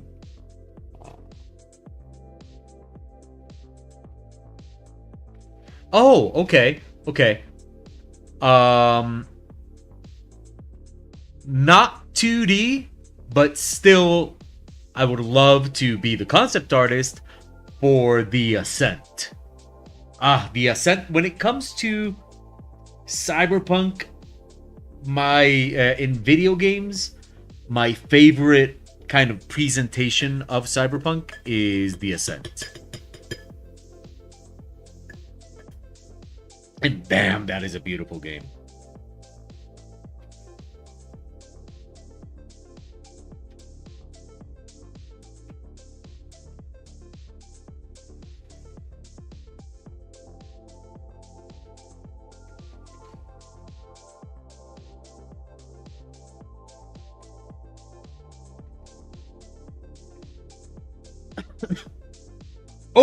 I have another one.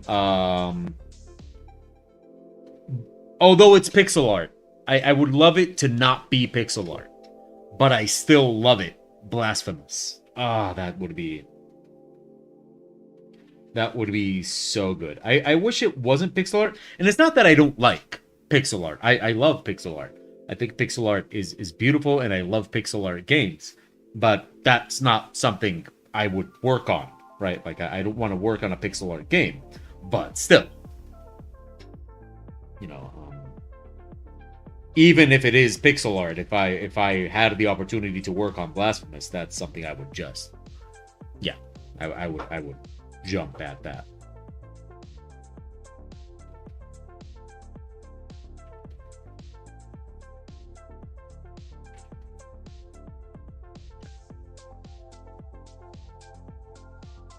Check out The Invisible on stream 50s Space Vibes. What is that?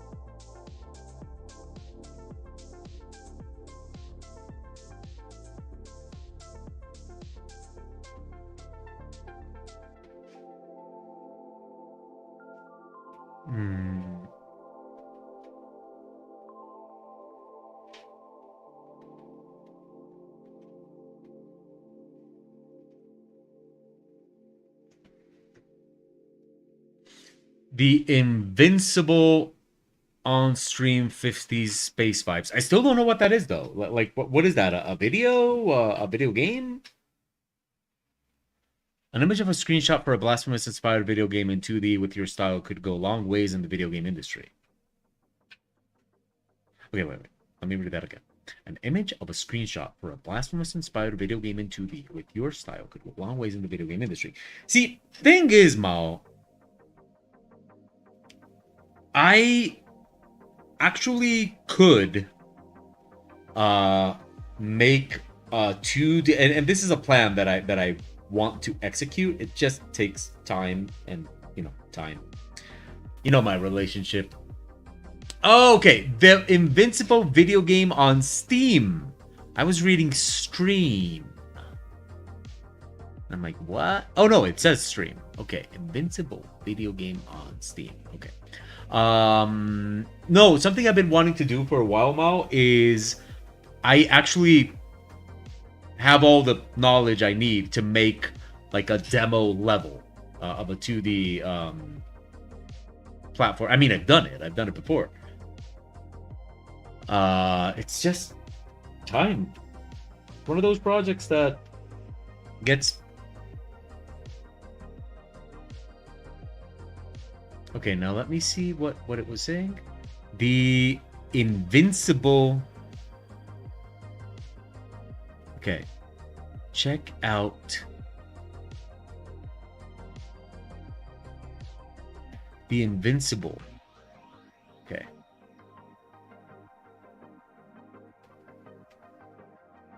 The Invincible. Okay, found it. Planned release date 2023. Oh. Rethink humans' dominion in The Invincible, a story-driven adventure set in a hard sci-fi world by Stanislaw Lem. Discover planet Regis 3 as scientist Yasna Use Atom Punk tools, looking for a missing crew and face unforeseen threats. Make choices in a philosophical story that's driven by science. It looks beautiful. Putting it on my wish list.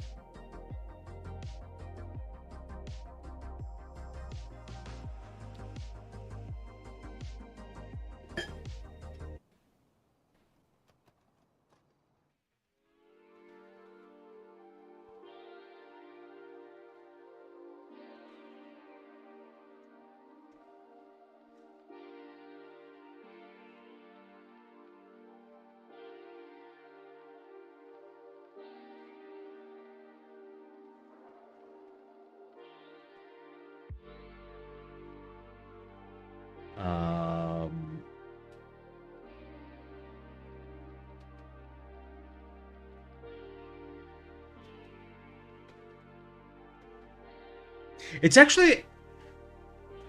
Oh, don't worry, Naiko. It's actually a very good idea.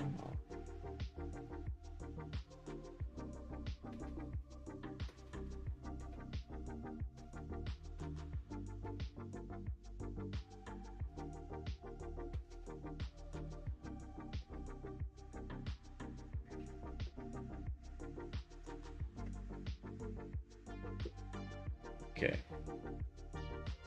Let's see.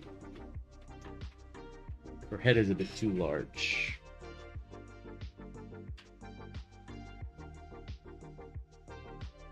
Let us fix that, but wait.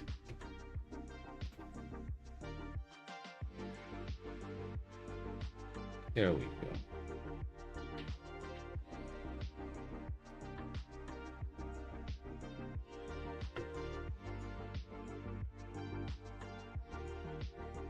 Now, let's see. Let's look for a good reference for the face. Put that over here. Okay, what have we done?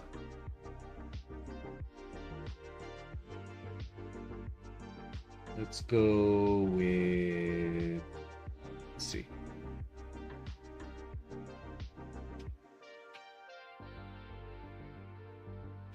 Let's open this. Let's see. Gonna go for... Okay, I think we can reduce that crossbow right now.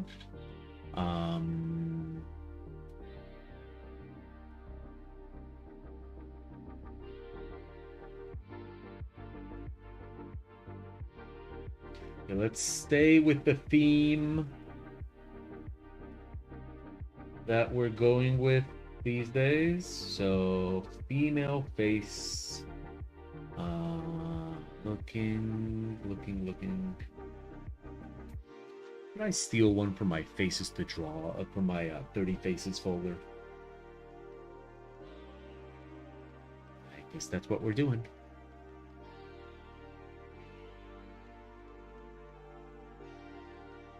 Okay, let's go with... No, I already did this.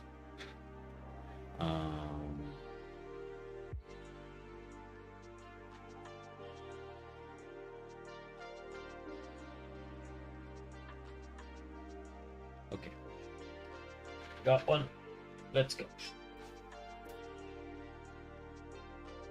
Okay. In we go.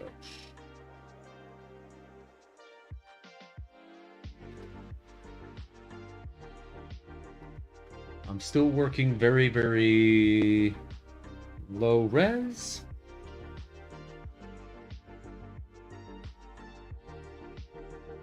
So...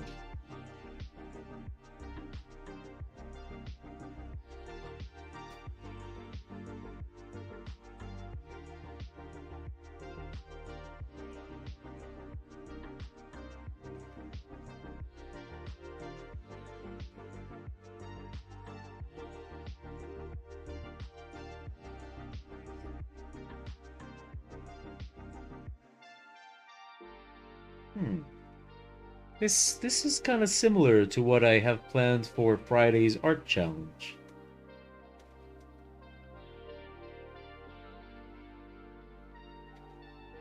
So the topic for next Friday's art challenge is going to be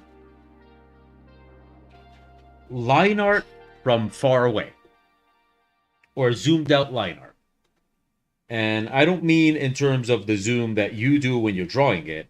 I mean in terms that the image itself is things that are far away, and we do them in line art.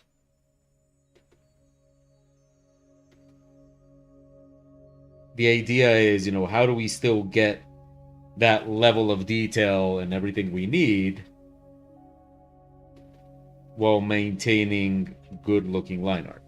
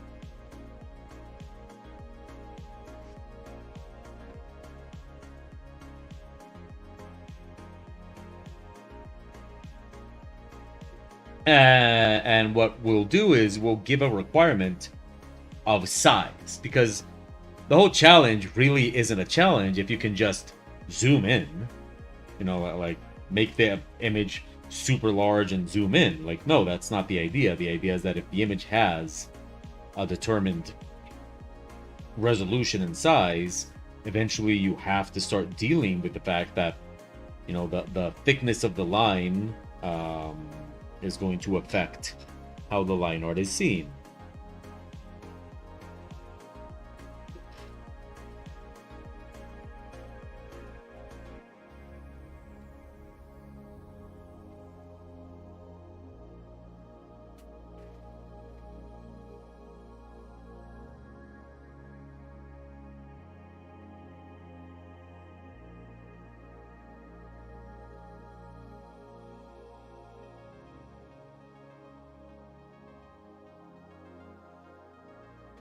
Actually, it's very, very interesting line art with 3D, Night Cow, because when it comes to how 3D interprets the lines on an image, it's very, very interesting. Like, for example, this motorcycle that I did in 3D, if you look at it, how the 3D interprets the lines, it's very interesting how the 3D decides what has a line and what doesn't. So like when trying to do something and trying to also when trying to do line art in 3D, it's very interesting because of what can happen to the line art in 3D and what the 3D can do with it.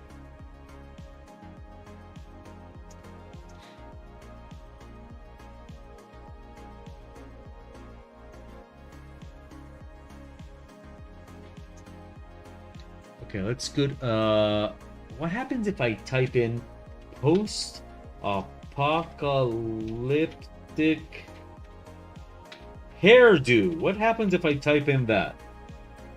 What's gonna happen? That's kind of what I expected. A lot of mohawks. A lot of dreads. Good night, Ermax. Sleep well.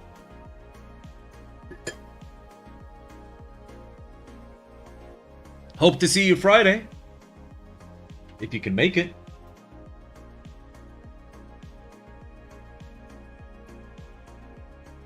A lot of mohawks. A A lot of mohawks, a lot of dreads. Dreads, mohawks, dreads, mohawks.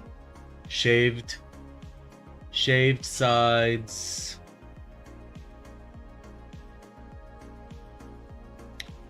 Here's something I'm into. Oh, that's interesting. That's awesome, Metamux. I'm looking forward to it.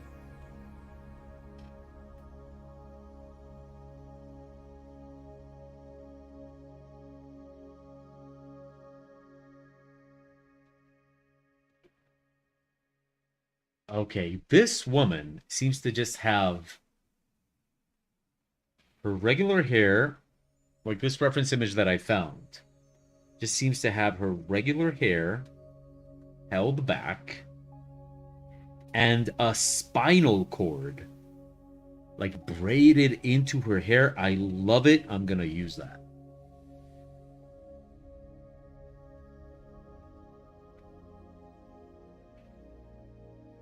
McMarriager, hello. Okay, let's look for a 3D reference of a spinal cord. Spinal cord. 3D. There should be one in Sketchfab.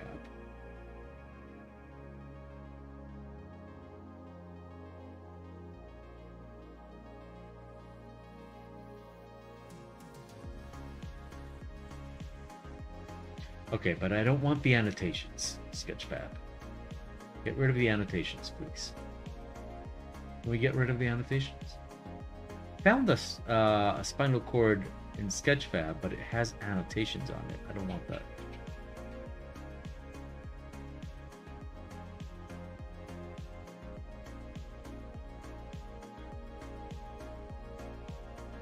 Come on, Sketchfab. You never failed me before. Okay, we'll just do it that way. All we need is to reference. No. Oh, damn, it's interactive.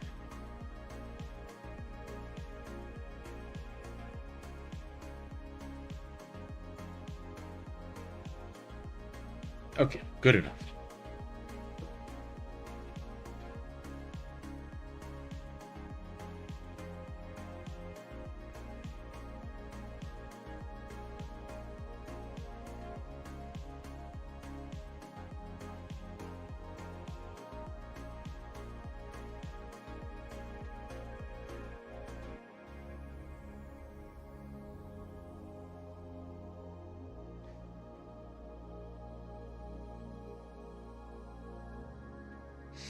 Well, it's always interesting to see how these exercises translate into the 3D environment,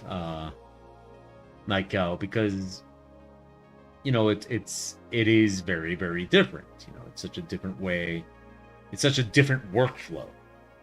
But I like it. It's different in a very interesting way, and it has so many different challenges regarding what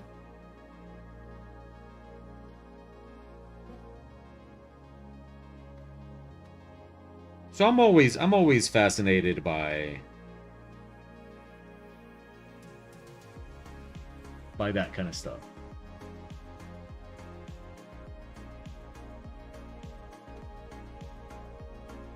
Welcome back, NetQuest.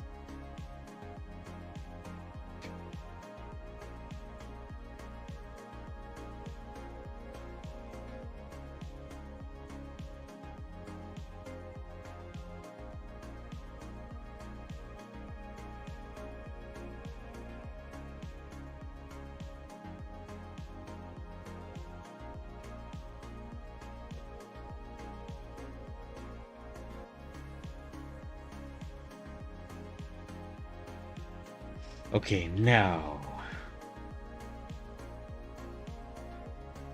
I kind of want to give her goggles. That's cooler. Well, what if I just give her the classic forehead goggles? Never fails.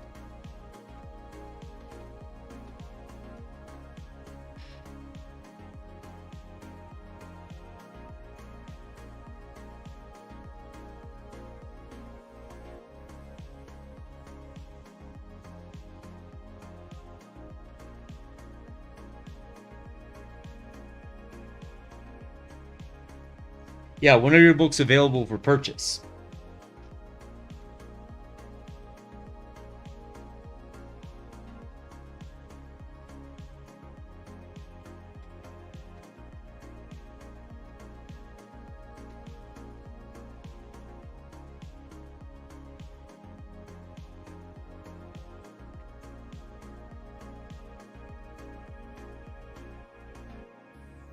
Yeah, but we mean like when can people buy them online?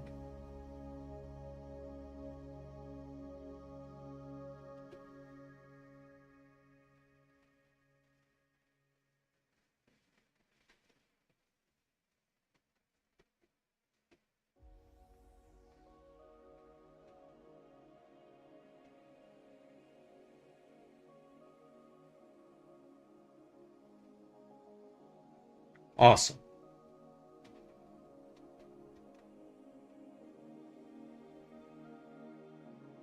Awesome. We're gonna have to link to it on Friday though. I mean on the stream.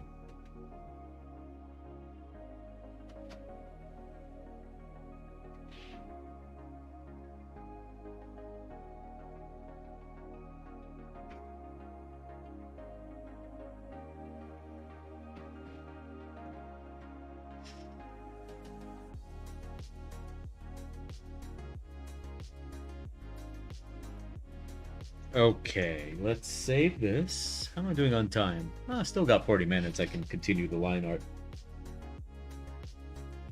Let's save it with a new. No. What? Now let's cut this here. There we go. Let's get rid of everything else. Gotta keep those. I'm gonna keep the 3D motorcycles as reference though. And let's increase the size of this. That explains it.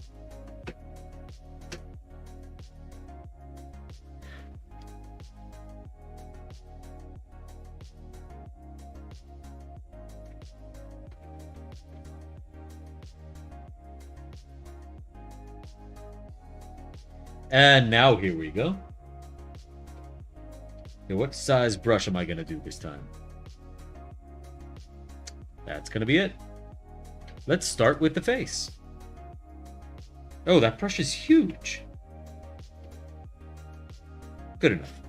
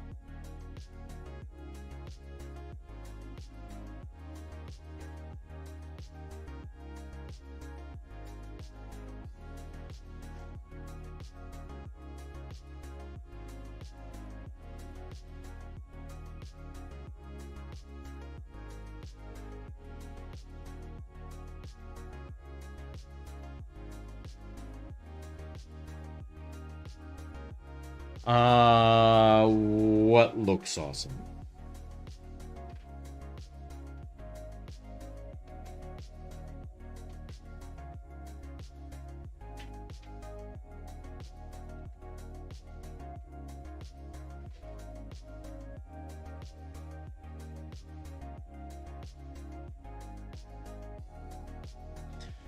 Kinda scary. We have to go through a moving management company to receive Dan's relocation benefits. They said they'd reach out mid-April. They didn't. Um, when is the move supposed to happen? Hello, Mr. Moko. Yeah, when is the move supposed to happen?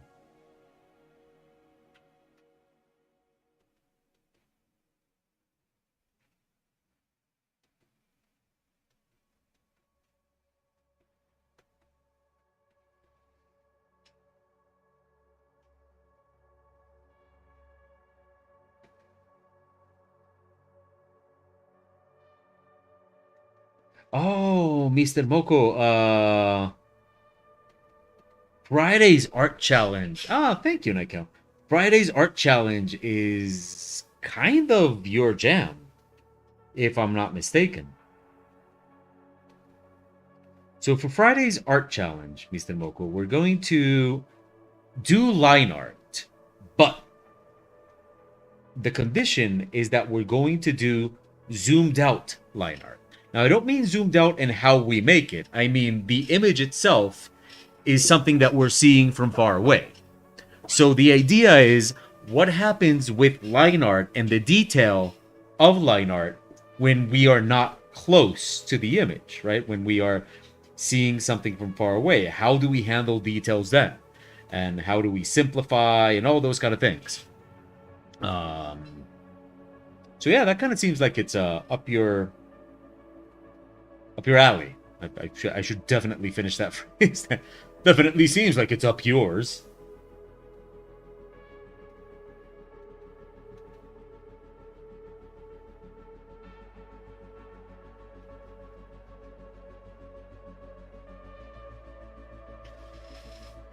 What do I think I'll make the size restriction? I'm thinking the size restriction should be something like 2000 by 1100 pixels, which would be standard cinematic format, but it's enough pixels for you to get, like, it's enough pixels to be HD, but not enough pixels that you can zoom in and work. That, you know, like, you can't really zoom in and work that way. So either that or simply HD format, you know, 1920 by 1080, which might be simpler, actually. Can be 1920 by 1080, either vertical or horizontal. Both work.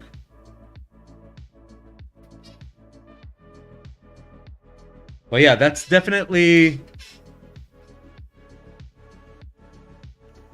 But that's definitely enough size that, you know, the image is gonna look good and stuff like that, but not enough size to zoom in and really kind of be able to work that detail in. You know, like you zoom in at that size, it pixelates and your brush stops working well. Might be a dumb question, but does what I set the resolution to matter? No, not even if you're planning to print it, because, but that's not a dumb question, because it's surprising. Most people don't realize that when you're working with pixel dimensions, resolution is irrelevant. Basically, 2000 pixels is 2000 pixels at 300 resolution or at 1 resolution. 2000 pixels is always going to be the same. So if we set the size of the image to 1920 by 1080, you can do it at 1 resolution. It's still going to be the same size.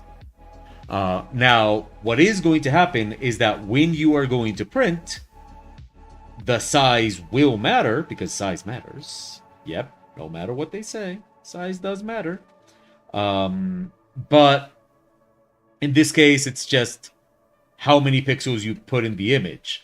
1920 by 1080 image, you can print comfortably, I think, up to maybe double letter size.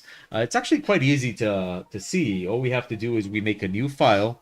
I'm going to do this at 150, which on screen is the same as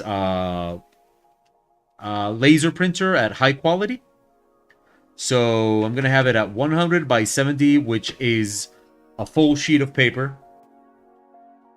And then if we make pixels 1920 by 1080, we have that. Let's color it blue. Copy that, bring it in here. And here you can see this being a full sheet of paper of 100 by 70 centimeters. This would be 1920 by 1080 on that. So this is how big you can print that image on a sheet of paper. Now, okay, Mao, see you Friday. Thanks for stopping by. Now, if you need to have that in like an unreasonable measurement, like inches, then that would be 39.3 by 27.5 inches. The size of the full sheet. So this full sheet is that size, and this is how big you can print that screen comfortably. Normally at digital printing, you can do an increase of up to 30% in size without really ruining anything or having to worry about ruining anything. So there's also that, like you can increase about 30% without it being much of a problem.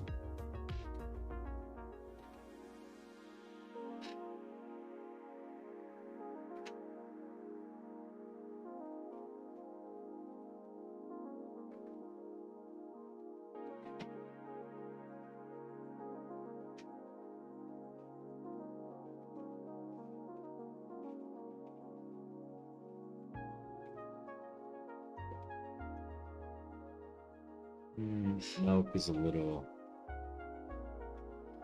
Let's fix it.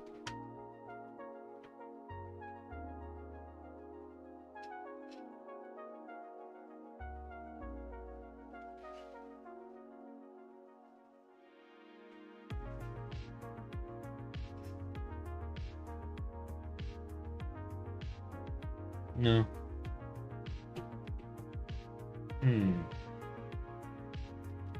Oops.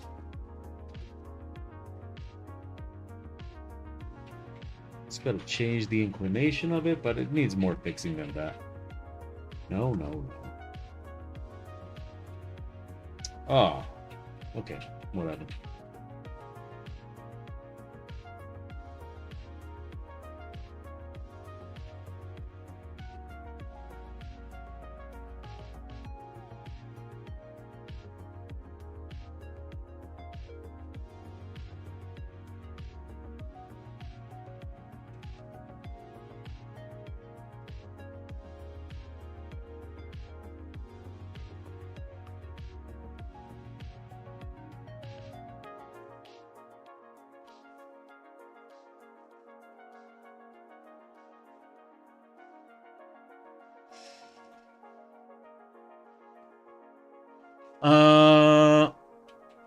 I need zoom out panels for my contests. I think I'll kill two birds with one stone. Well, that is the best kind of murder.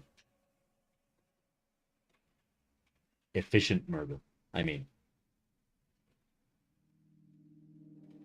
not avian murder. Efficient murder. That's the best kind of murder.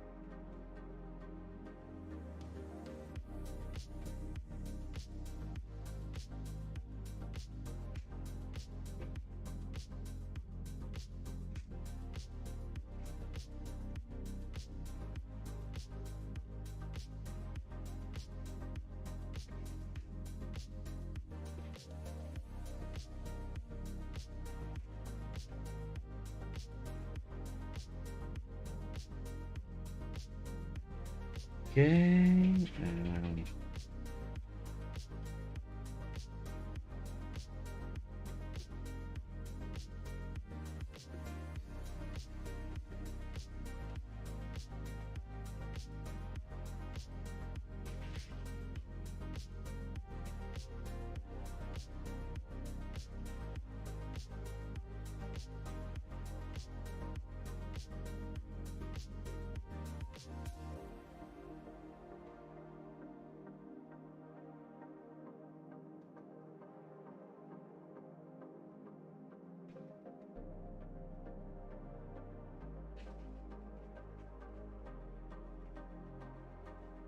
Okay. Are we doing on time? Okay. We've got about 25 minutes to go.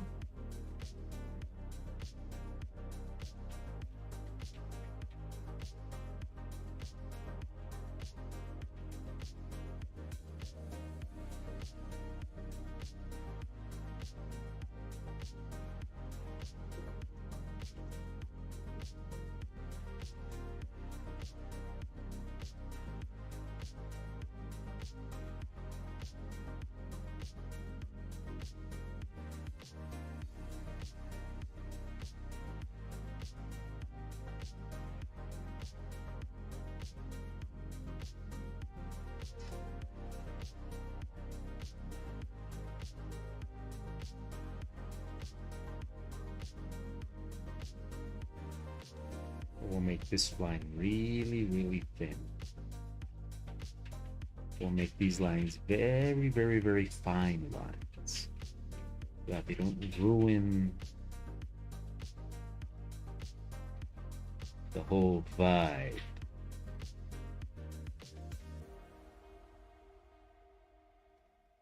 Okay.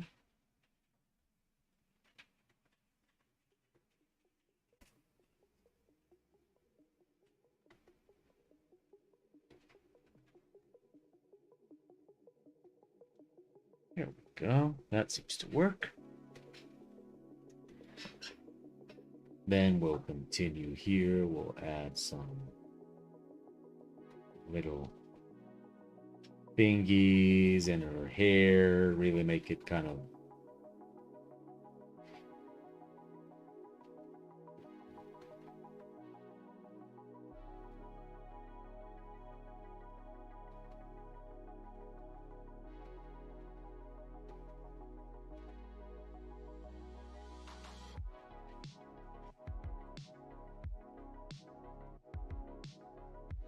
and then we'll just tie stuff up in that spinal cord.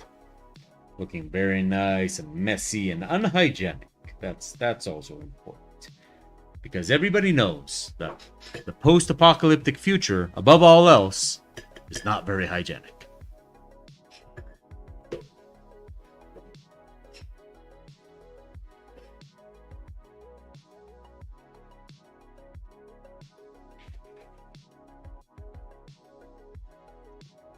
That's like the main issue with the post-apocalyptic future, you know. That's what everybody complains about in the post-apocalyptic future. Hygiene.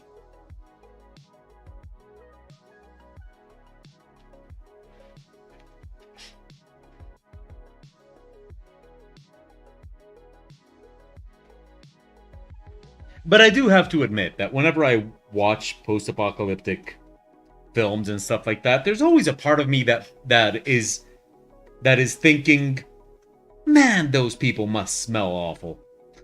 Like, just the most irrelevant thought you can probably have at that moment. But that is where my mind goes a lot when I'm watching post-apocalyptic stuff. Man, those people really must smell rank. Just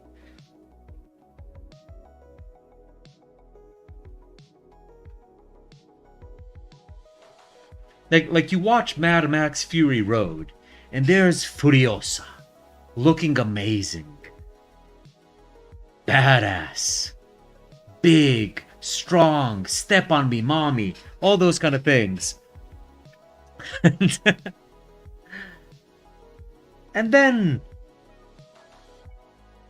then, man, she must stink like that.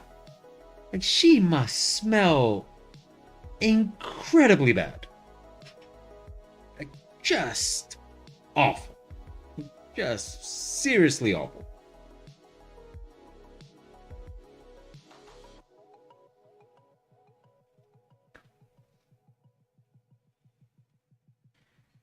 And so my question is, do people in those post-apocalyptic worlds know that they all smell bad, or are they just not Like, is it just not a thing anymore? Like, no, this is just how people smell now.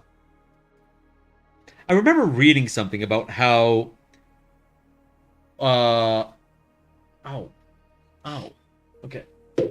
I remember reading something about how apparently we didn't actually think that human odor was bad or foul or anything like that, and that it was actually the industrial era that these companies basically convinced us that human body odor was something that we should avoid and get rid of, but that up until then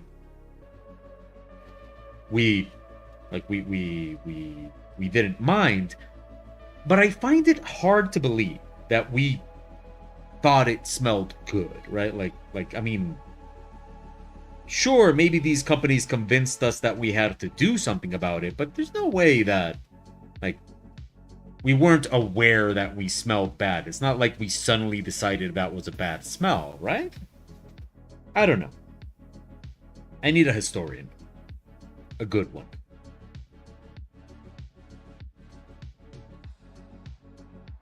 Not a historian oh, what would you like to talk about? The Great Wars, or the major historical figures, or the role important roles of people throughout history, and the liberation of the people. And no.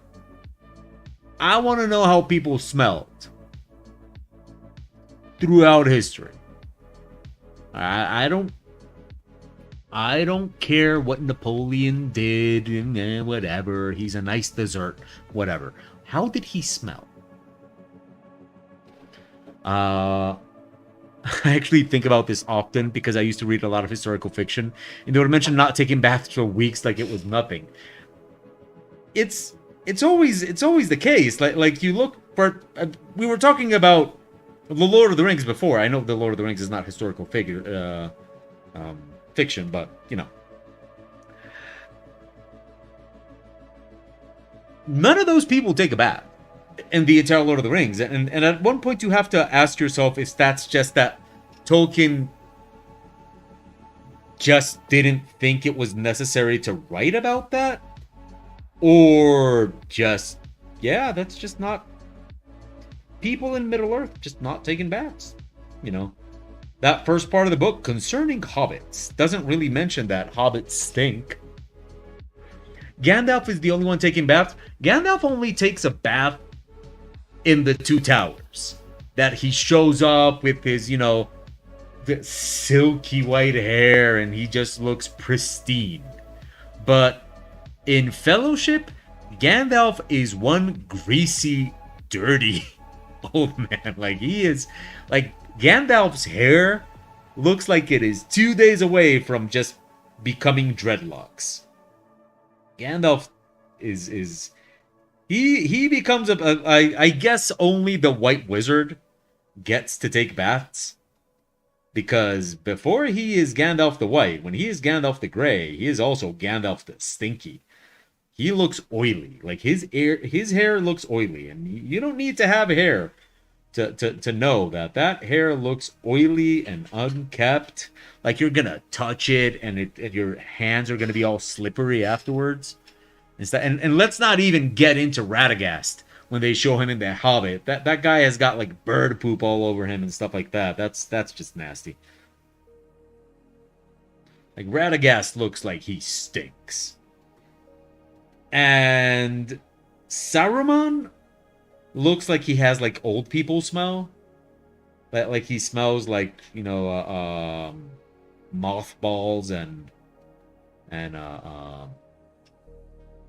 yeah. Saruman looks like he smells like a nursing home. That's kind of like Saruman looks, what he smells like. And then you got the rest of them, especially the hobbits. Like, they don't take baths, and they smoke weed all day. And I'm sorry, weed smells awful.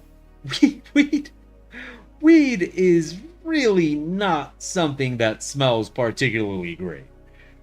So so you got these stinky, unbathed hobbits that smoke weed all the time. They must smell really bad. Like, just.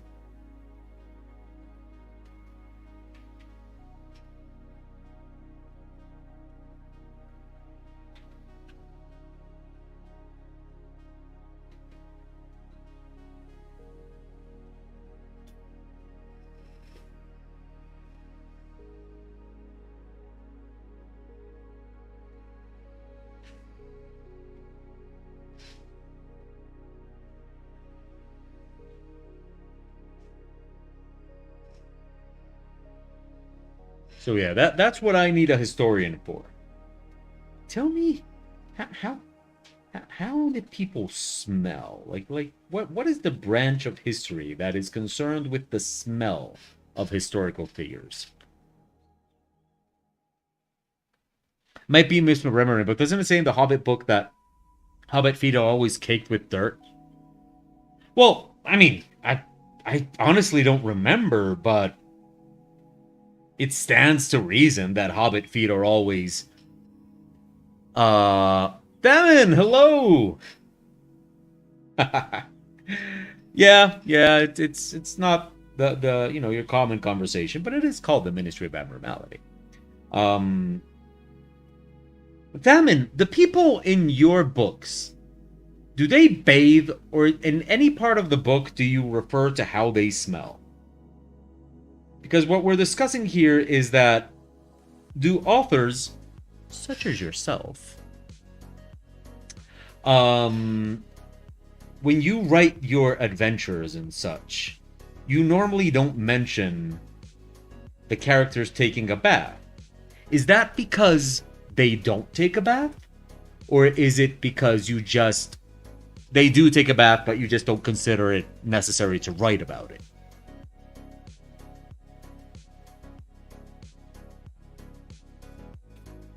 Round table night, dirty and way beyond comprehension.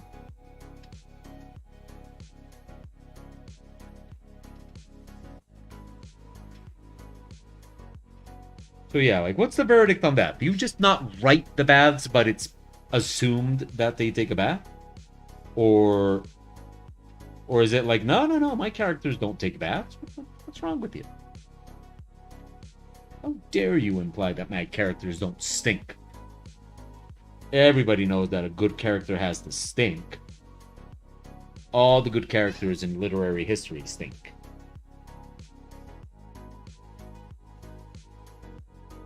If someone is dirty, sweating, it's part of the five senses I may mention to make a scene come alive. It really helps to show how hard an event or time may be on them.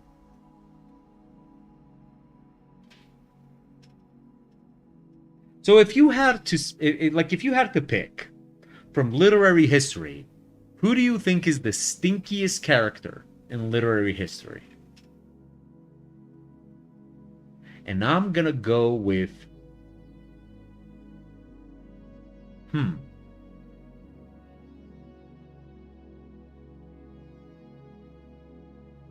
I'm pretty sure Voldemort had horrible breath. He did. Like, I'm pretty sure Voldemort had horrible breath.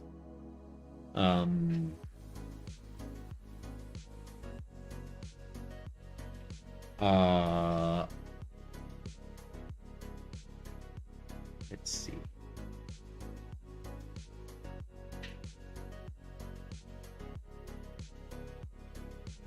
I'm pretty sure... Oh, I'm pretty sure the Riders of Rohan all smelled awful. Like, just rank. The Riders of Rohan.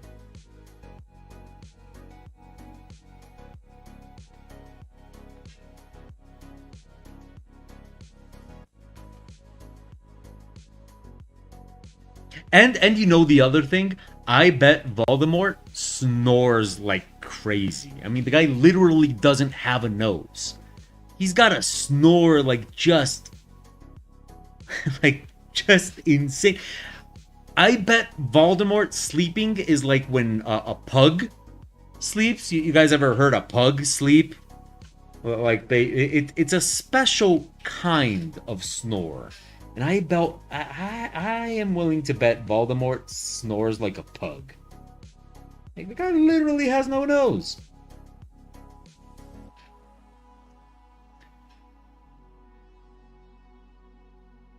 Chewbacca probably smelled awful, but I think they even mentioned that. Like, don't they even mention? I have a memory of somebody mentioning Chewbacca's smell. I think. Right? Doesn't Chewbacca's smell get mentioned somewhere? Or somebody says something like you smell like Wookiee?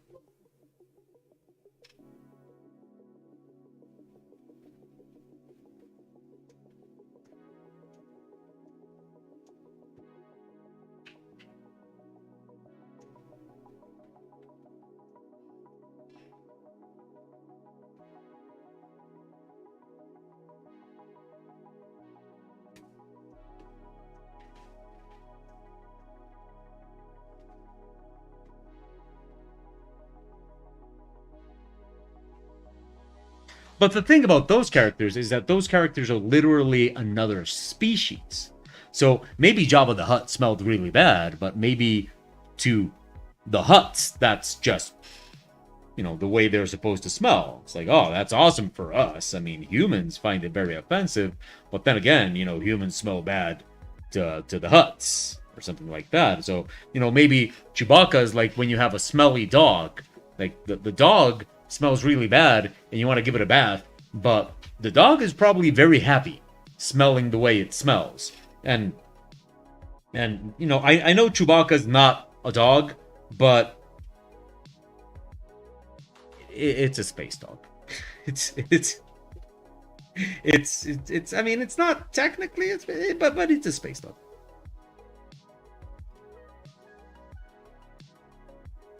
No disrespect to Chewbacca. I love Chewbacca. Chewbacca's awesome.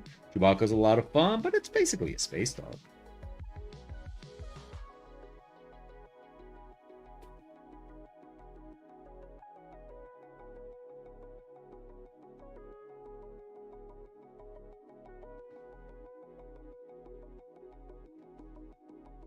Isn't there a robot chicken sketch where Palpatine? Yeah, I think there's a robot chicken sketch where Palpatine tells Vader that he that he, I remember there's a robot chicken sketch where Palpatine mentions something about how they just put Vader in the suit when he was still burnt and stuff, and so that Vader must smell like old bacon or something like that. I think there's a robot chicken sketch with that.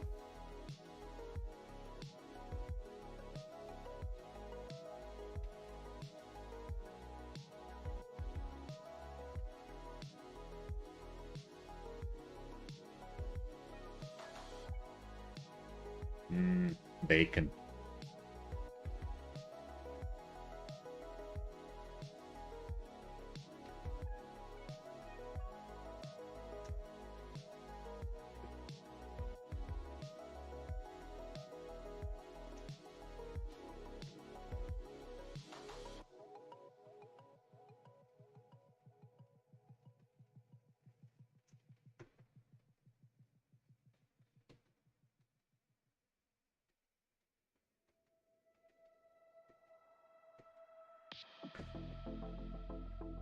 Wife is making bacon right now for supper. Bacon.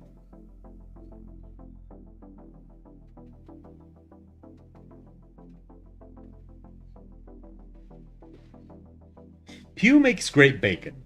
I, for some reason, always overcook bacon.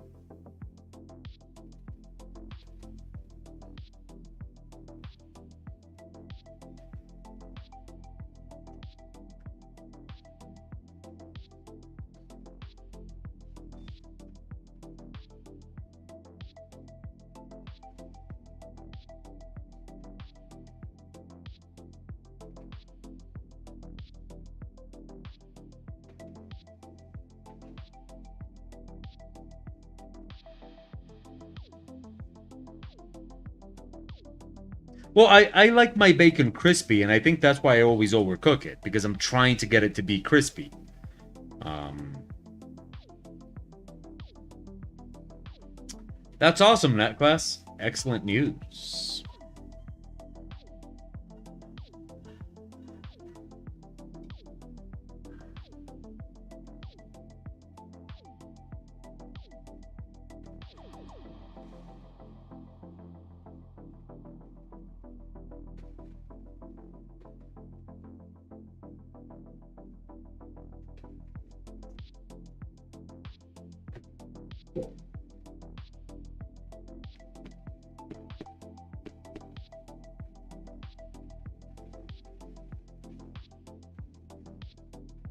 How old is the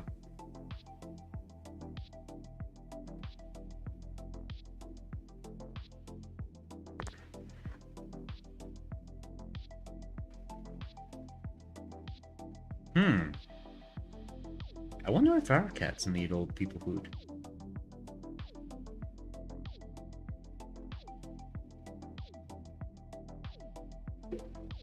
Ah, thanks, Time Pool. Yeah, it's line art takes its time, but definitely worth it.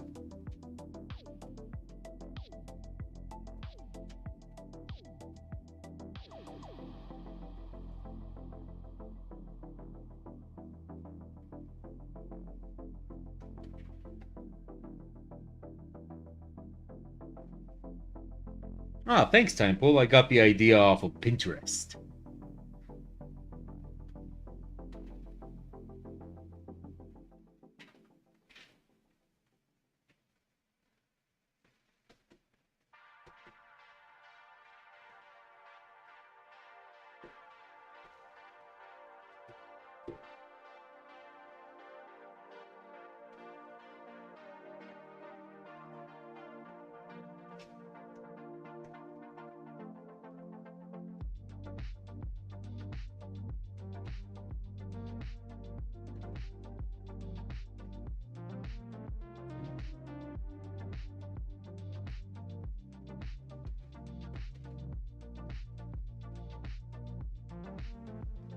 Two, three, a little bit bigger. Then we go in a different direction. Okay. Wait.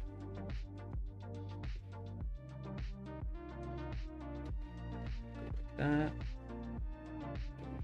That.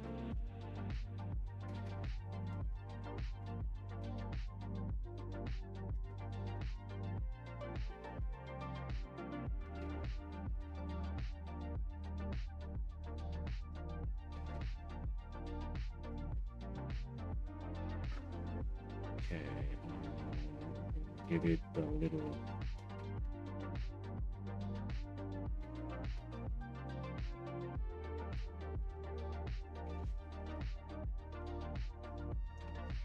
Actually, that would not zip all the way up there. It would zip down to here. And after this zipper, we are done for today.